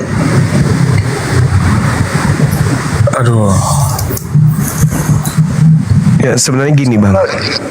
Iya, Bang Juma. Kalau kita baca Matius 5 nomor 19,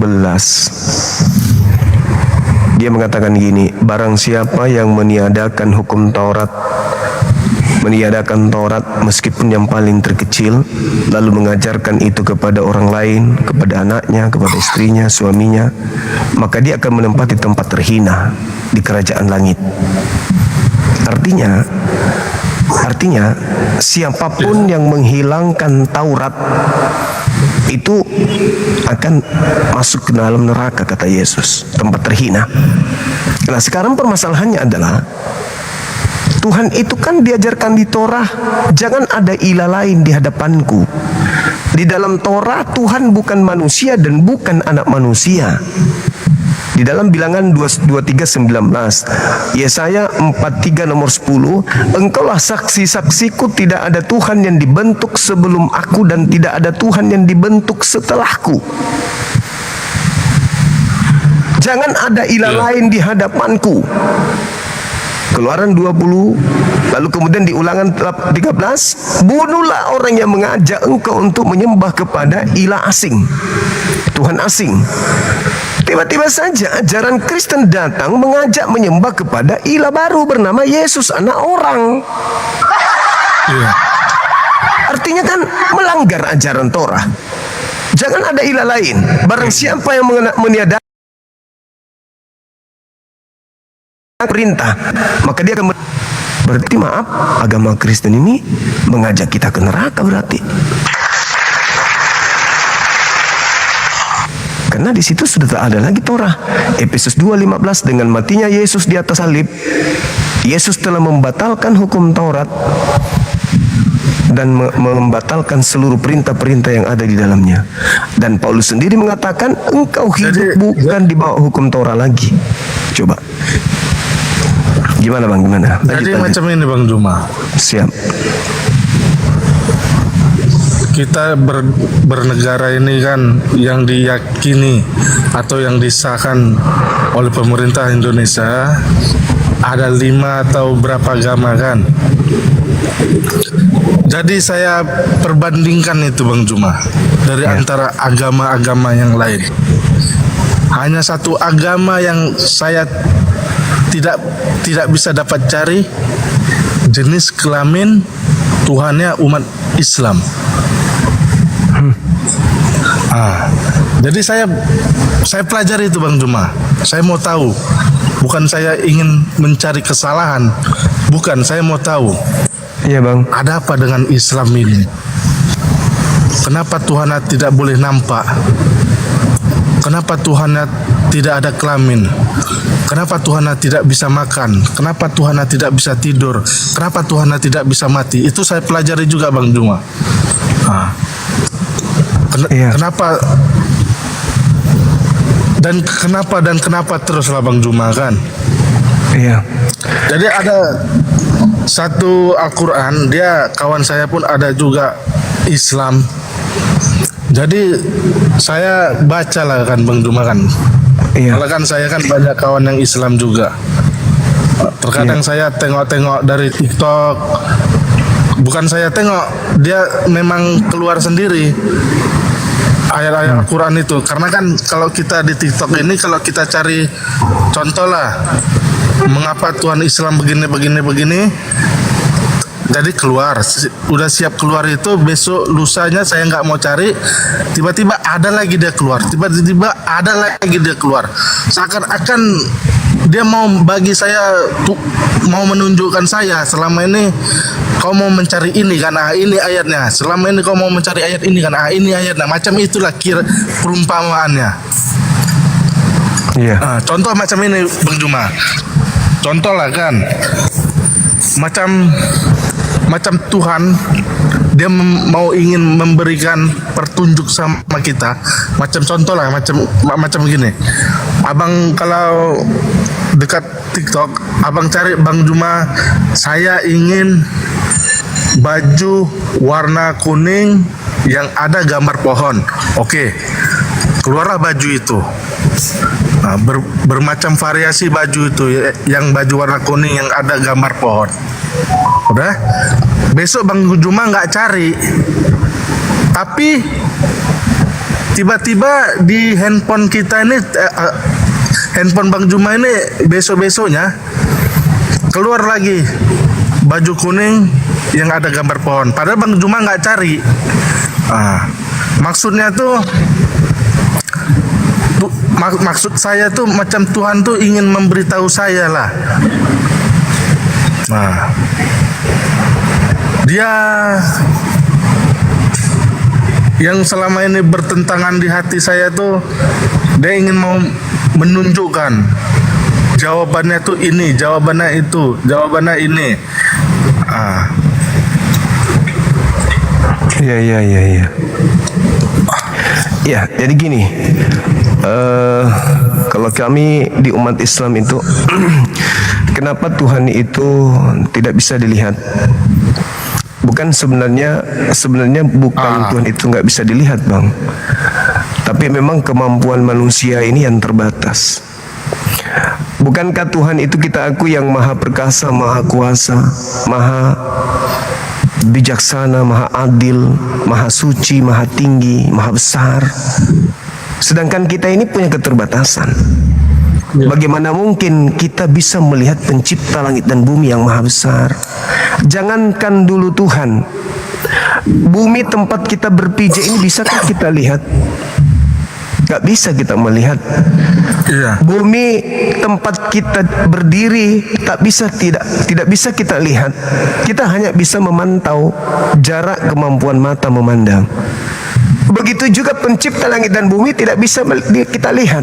Kita hanya bisa melihat jarak terjauh daripada dimensi hakikat pencipta, keberadaannya sebagai pencipta, yaitu ciptaannya. Itu aja yang bisa kita lihat, yaitu ciptaannya. Makanya dalam Al-Quran itu ada yang disebut surah Al-Ikhlas. Orang Kristen pun tahu itu. Ikhlas itu artinya tidak mengharapkan apa-apa. Makanya dalam surah Al-Ikhlas itu dikatakan Qul huwallahu ahad. Katakanlah Tuhan itu satu. Kamu harus ikhlas mengakui itu. Ikhlas seikhlas-ikhlasnya bahwa segala sesuatu oleh hakikat yang satu, bukan dua, bukan tiga. Tinggalkan yang lain. Hanya ada satu Tuhan, yaitu Allah Azza wa Jalla. Tak ada yang lain. Ikhlas. Itu aja. Ikhlaskan hati kita, rela kemudian menelaah untuk bahwa iman kita berfokus pada satu keadaan, yaitu pencipta langit dan bumi. Hanya satu, bukan dua, bukan tiga. Satu aja. Kalau dia dua berarti dia enggak maha kuasa, masih membutuhkan Tuhan cadangan, masih membutuhkan Tuhan yang lain. Apalagi tiga. Dua aja tidak layak dituhankan, apalagi tiga. Nah, Tuhan disebut Tuhan maha besar karena dia yang paling besar. Dia maha kuat karena dia yang paling kuat. Tidak ada yang setara, hanya dia satu-satunya. Lalu kemudian Allahus Samad, Tuhan yang satu-satunya ini tempat meminta segala sesuatu. Jadi kita tidak perlu minta kepada yang lain, hanya kepada dia kita mengharap. Yang satu ini, itulah Tuhan yang disembah. Kita ikhlas mengakui bahwa apapun kebutuhan kita, semuanya bertumpuh kepada dia yang satu tersebut, bukan yang lain. Kalau kita mengharapkan yang lain, kadang kita kecewa. Tapi kalau kita mengharapkan kepada pencipta yang satu-satunya, kita tidak akan kecewa. Dan Tuhan satu-satunya itu maha melihat, maha mendengar. Cukup kita mengeluh dalam hati, wahai dikau Tuhanku pencipta langit dan bumi, aku lagi sakit, sehatkan aku dong. Dia dengar. Tapi kenapa enggak dikabulkan seketika kita sehat? Bisa jadi karena kita diuji. Bisa jadi karena itu adalah pencuci dosa yang pernah kita lakukan. Maka seketika doa kita didengar tapi tidak dikabulkan. Karena Tuhan mengatakan itu ujian untukmu. Sanggup enggak kau tetap beribadah kepadaku dalam keadaan sakit? Atau Tuhan mengatakan itu adalah upah daripada dosamu yang lalu-lalu. Kau pernah kurang ajar terhadap ibumu, kau pernah kemudian mengatakan sesuatu yang kasar kepada kedua orang tuamu, maka daripada aku mencucimu di neraka, mending aku buat kau sakit di dunia yang sifatnya hanya sementara. Lalu kemudian yang ketiga, lam yalid wa lam yulad.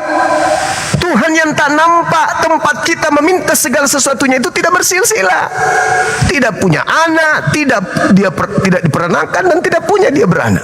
Dia pun tidak beranak.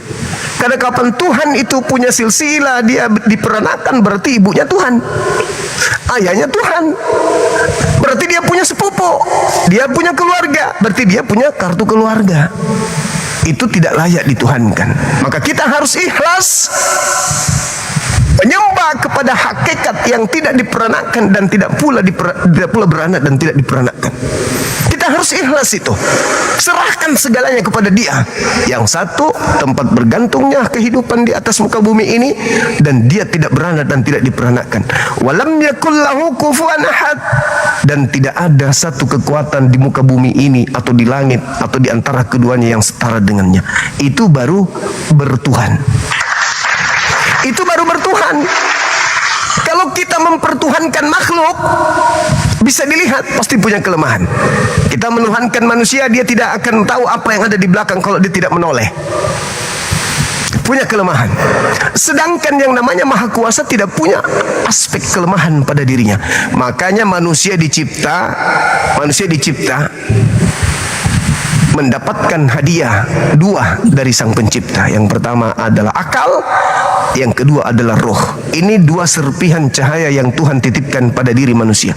Serpihan cahaya Tuhan yang membias kepada manusia itu dua.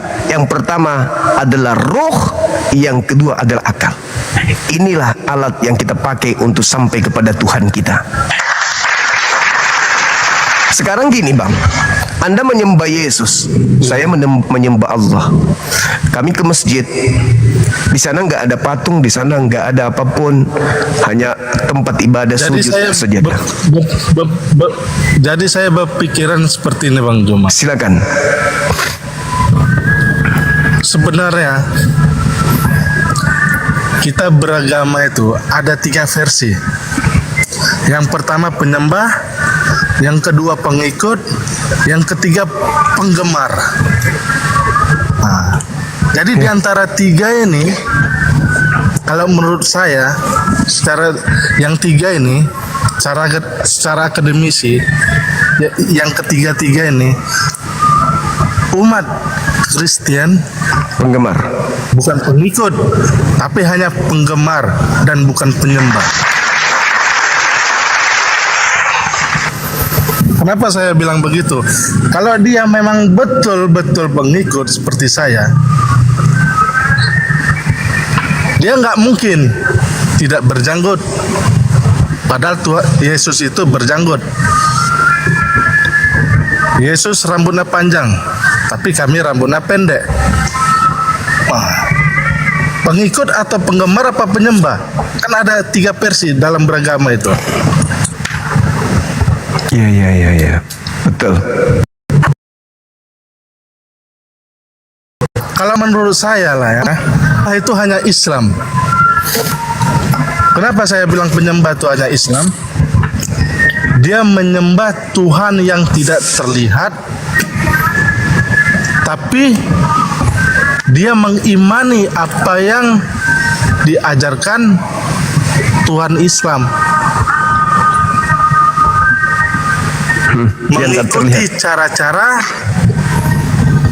Mengikuti cara-cara pola hidup seperti Nabi Muhammad. Jadi kalau agama saya tidak Bang Juma, kadang-kadang saya berpikir, kenapa seperti ini saya dilahirkan, bertentangan sama saya.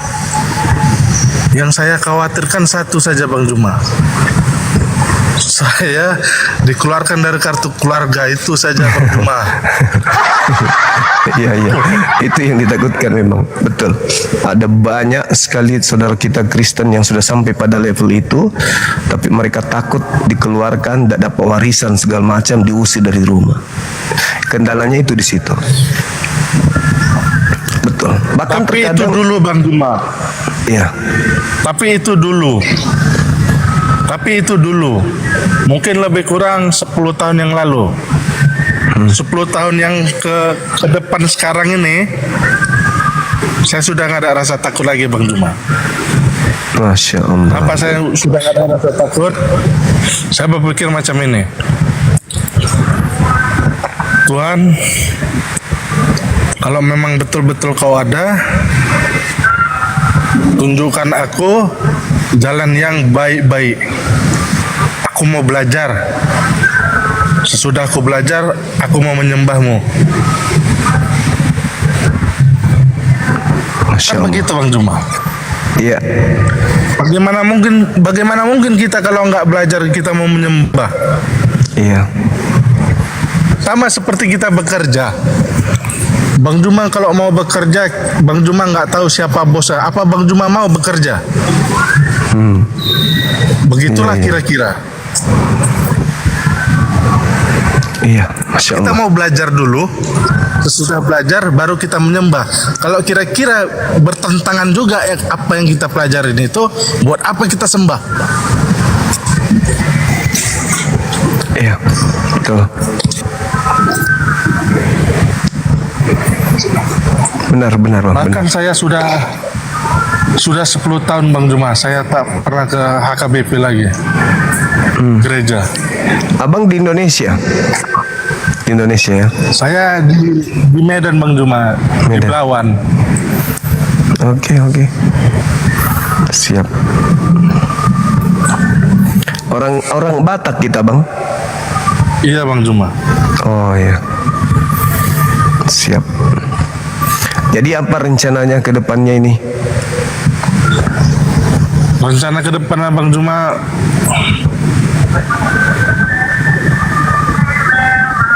saya takut nanti Bang Juma keluarga tengok TikTok saya ini kan. Iya. Iya, iya. Saya rencana ke depannya Bang Juma. Tapi buat apa saya takutkan? Kalau memang betul-betul itu udah keyakinan kita. Saya mau masuk mualaf Bang Juma. Allahu Mau Akbar. masuk Islam saya. Allahu Akbar. Takbir. Subhanallah. Masya Allah. Iya, iya, iya. Rencananya gimana? Kapan Bang mau meluk Islam? Sahabat saya Ada satu sebenarnya- buku.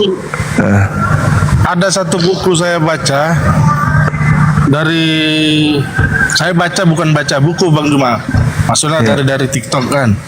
Iya. Ada satu buku, bukan buku, maksudnya sorry, ada satu TikTok yang saya baca, kisahnya Buya Hamka Bang Juma. Siap. Dia dengan Bang Juma mungkin kenal sama Yusuf Hamka itu kan. Iya. Dia bilang macam ini, kalau kamu mau masuk Islam jangan tunggu-tunggu besok, sekarang aja. Takutnya kamu besok nanti mati, saya yang kena dosanya. Kamu berdosa, saya pun berdosa. Iya, iya. Betul, betul, betul. Dia bilang gitu. Iya, benar. Oke lah, kalau orang bilang kau mau masuk Islam karena sekarang keadaan kau sudah miskin, oke lah, buatlah, itu kan persepsi banyak orang kan. Kau mau masuk Islam karena kau sudah miskin. Jadi saya berpikir, Yusuf Hamka itu dia masuk Islam, dia itu pada saat itu masih miskin. Sekarang dia sudah kaya. Kenapa dia nggak mau balik ke agamanya? Iya, iya. Betul, betul, betul. Logika seperti itu. Iya, ini kan? Iya Bang Juma. Iya, iya, betul, betul. Masya Allah. Betul Bang. Siap, siap. Jadi apa yang bisa kami bantu? Abang mau prosesi syahadatnya offline, ditemani dengan tim kita, atau mau di sini di Komal saya syahadat juga boleh. Seperti itu Bang. Kalau mau di Medan ada tim saya di sana, ada API Apologet Islam di sana. Bagusnya kalau silaturahmi dengan teman-teman API di sana, jadi bisa kemudian ada yang membimbing Islam, mengingatkan kembali dengan Islam. Kebetulan beliau juga di daerah, kalau nggak salah dia daerah Belawan juga, daerah-daerah apa itu, di pasar 2 atau pasar 4 dia. Oh, itu daerah Marelan Bang Juma. Ya, di Marelan, betul. Bawa apa jauh-jauh Bang Juma? Sama Bang Juma pun boleh kan? Masya Allah, luar biasa. Iya, iya, iya. Cuman kalau di saya itu Bang, pertama setor KTP, tanda tangan untuk kami buatkan legalitas untuk sebagai dasar hukum untuk ini, legalitas agama di negara kita ini. Karena pindah agama itu kan harus resmi. Nah, Dukcapil terima ganti KTP kalau ada dari yayasan surat keterangan mualaf. Nah, kalau sama saya setor KTP dulu, ya kurang lebih 5 menit 10 menit itu sudah bisa syahadat. Nanti sertifikatnya menyusul, kita kirimkan ke alamat abang, kita kirim ke nomor WA abang berupa PDF, nanti dicetak serahkan ke Dukcapil untuk ganti KTP. Begitu abangku. Kalau memang yakin mau di sini, boleh setor KTP. Jadi yang namanya yang namanya sudah keyakinan itu sudah bulat Bang Juma.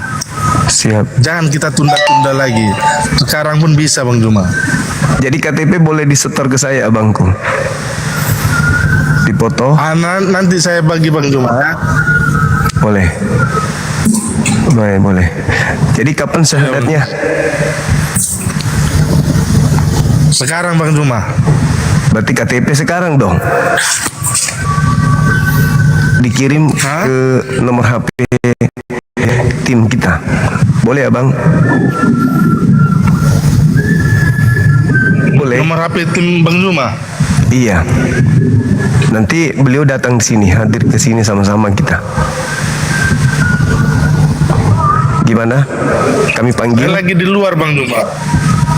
Tapi KTP ada di Atau HP. nanti malam saja. Boleh, bisa. Kalau memang mau sebentar malam boleh, silakan hadir di sini.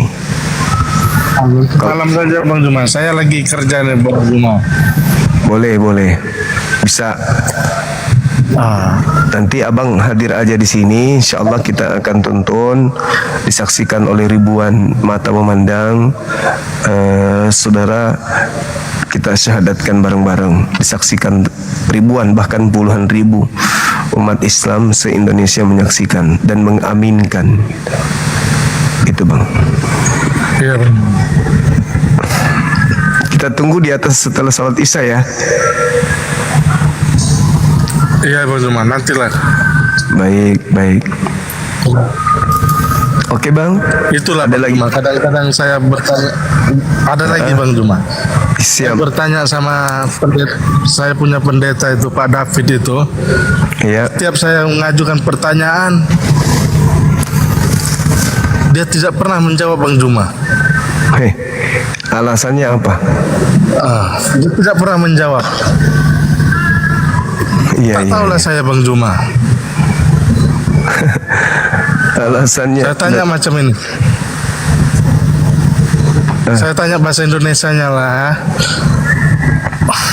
Pak, Yesus bersunat, kenapa kita tidak bersunat? Dia nggak bisa jawab Bang Juma. Iya. Sama sekali dia tidak bisa menjawab. Macam dia mengalihkan pembicaraan saya lagi. Iya.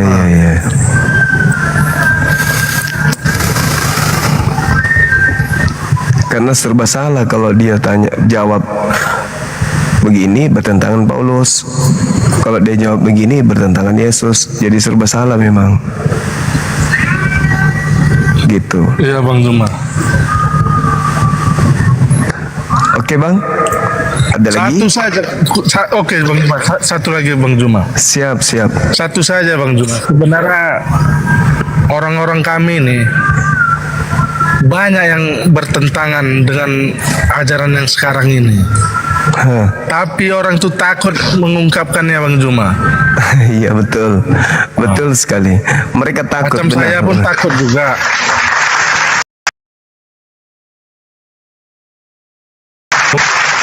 Iya.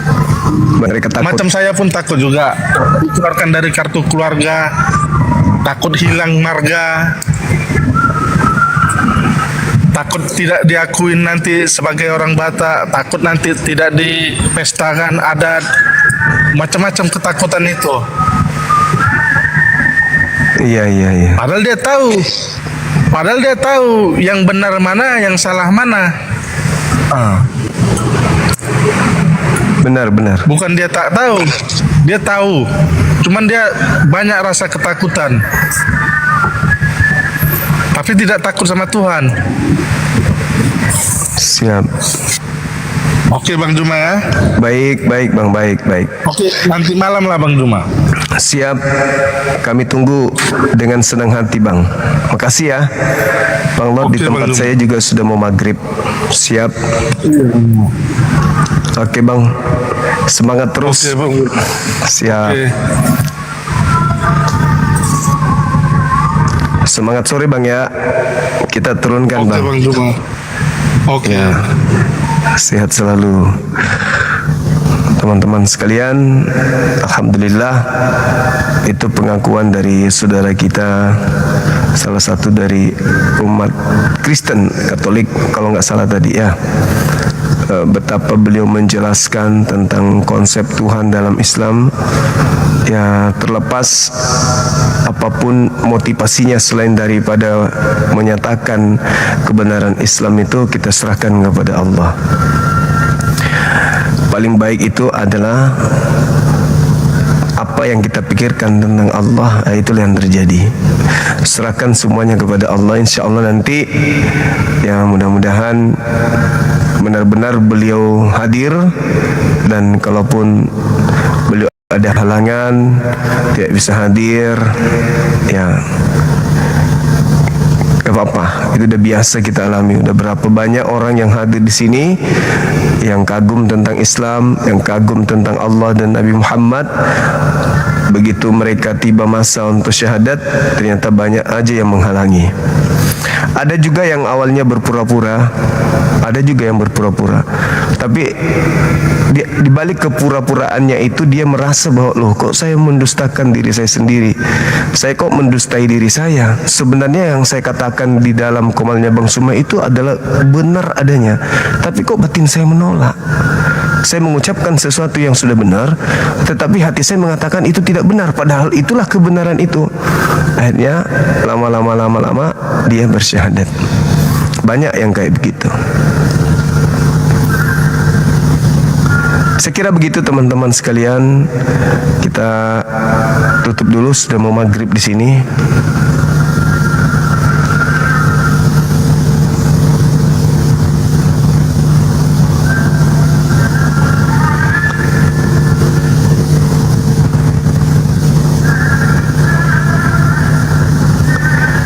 Oke, Dinda Faruk ada ngechat sama saya. Beliau siap melanjutkan amanah sekiranya dibutuhkan untuk melakukan bimbingan terhadap calon mu'alaf yang akan hadir sebentar malam. Alhamdulillah teman-teman kita API khususnya di Sumut ini, saya mantau pergerakan mereka, Masya Allah luar biasa. Ya luar biasa. Semoga dengan keterbatasan yayasan kita dari berbagai aspek ya yang belum bisa kemudian hadir, menjadi rumah yang terbaik bagi para pengurus khususnya yang ada di Sumut sana. Semoga mereka tetap kuat, diberkati oleh Allah setiap gerakan mereka, karena saya melihat API Sumut ini sangat antusias untuk membela Islam melalui payung Apologet Islam Indonesia. Teman-teman kita API Sumut, saya salut. Mereka adalah orang-orang militan yang super luar biasa. Ya, tidak percuma kota mereka disebut kota Medan. Memang betul-betul mereka adalah orang yang berjuang di Medan. Di medan perang mereka siap tempur. Mereka adalah orang-orang kuat, yang handal, yang belum pernah mengecewakan kami. Saya sebagai apologet Islam, sebagai orang tua bagi mereka, saya belum pernah dikecewakan oleh teman-teman saya yang ada di Sumut sana. Luar biasa, Masya Allah. Ditambah lagi dengan Dinda Faruk, seorang mu'alaf yang wow, keren. Salut. Semoga lahir kemudian api-api lain di wilayah lain yang bisa ya seperjuangan dengan kita semuanya. Begitu teman-teman. Untuk teman-teman API di Sumut, luar biasa antum semuanya, tetap berjuang. Saya pantau pergerakan kita, hebat, kalian hebat, luar biasa. Pada adik-adik saya yang ada di sana, para pejuang-pejuang yang ada di sana, yang juga berafiliasi dengan gerakan-gerakan yang positif ya untuk membawa umat Islam ini semakin dicintai untuk diperjuangkan. Ya, semangat API EP Sumut dan juga wilayah-wilayah yang lain. Insya Allah kita jumpa bulan depan di pusat Apologet Islam Indonesia yang ada di Makassar ini. Amin. Baik teman-teman sekalian, terima kasih atas dukungannya. Terima kasih atas semua apa yang Anda berikan kepada kami. Begitu juga yang ada di YouTube, luar biasa antum semuanya. Sehat kita, sukses kita dalam segala hal yang positif, yang baik, baik urusan duniawi maupun urusan akhirat. Ya, di mana apa yang kita perjuangkan ini semata-mata tentu untuk kebaikan kita, keluarga kita, dan juga agama kita, dan umumnya untuk bangsa yang kita cintai ini. Oke. Dan kepada saudara non muslim, jika kebenaran yang kami sampaikan dari API Apologet Islam Indonesia yang tersebar di beberapa komal menggores hati kalian, saya sebagai pembina mewakili teman-teman anak-anak saya di lapangan minta maaf, dan kalau Anda merasa itu perlu untuk diluruskan, silakan naik di komal-komal kami, hadapi kami dengan ilmu, jangan gengsi. Ya, belajar itu penting supaya Anda tidak tersesat di dalam menjalani kehidupan sebagai insan beragama. Saya kira begitu teman-teman sekalian. Sekali lagi terima kasih kepada API Pusat, kepada API Sumut, API Riau, Jabar, Jabodetabek, Anda semuanya luar biasa. Ya, semoga di wilayah-wilayah lain nantinya akan lahir perwakilan-perwakilan API, perjuangan umat Islam melalui yayasan ini. Semoga bisa bersinergi seluruh Indonesia bahkan di luar negeri, supaya umat Islam kemudian semakin kuat di hadapan musuh. Tidak mudah kemudian untuk dipecah belah, tidak mudah kemudian untuk diadu domba, dan tidak mudah meninggalkan Islam itu sendiri. Amin. Saya kira demikian sahabat-sahabat sekalian, kita tutup. Sudah mulai azan di Kota Makassar. Saya Bang Suma undur diri. Subhanakallahumma bihamdi asyhadu an la ilaha illa anta astaghfiruka wa atubu ilaik. Salam tauhid, salam satu Tuhan. Jayalah Islam kita, jayalah Indonesia kita. Takbir, Allahu Akbar. Assalamualaikum warahmatullahi wabarakatuh.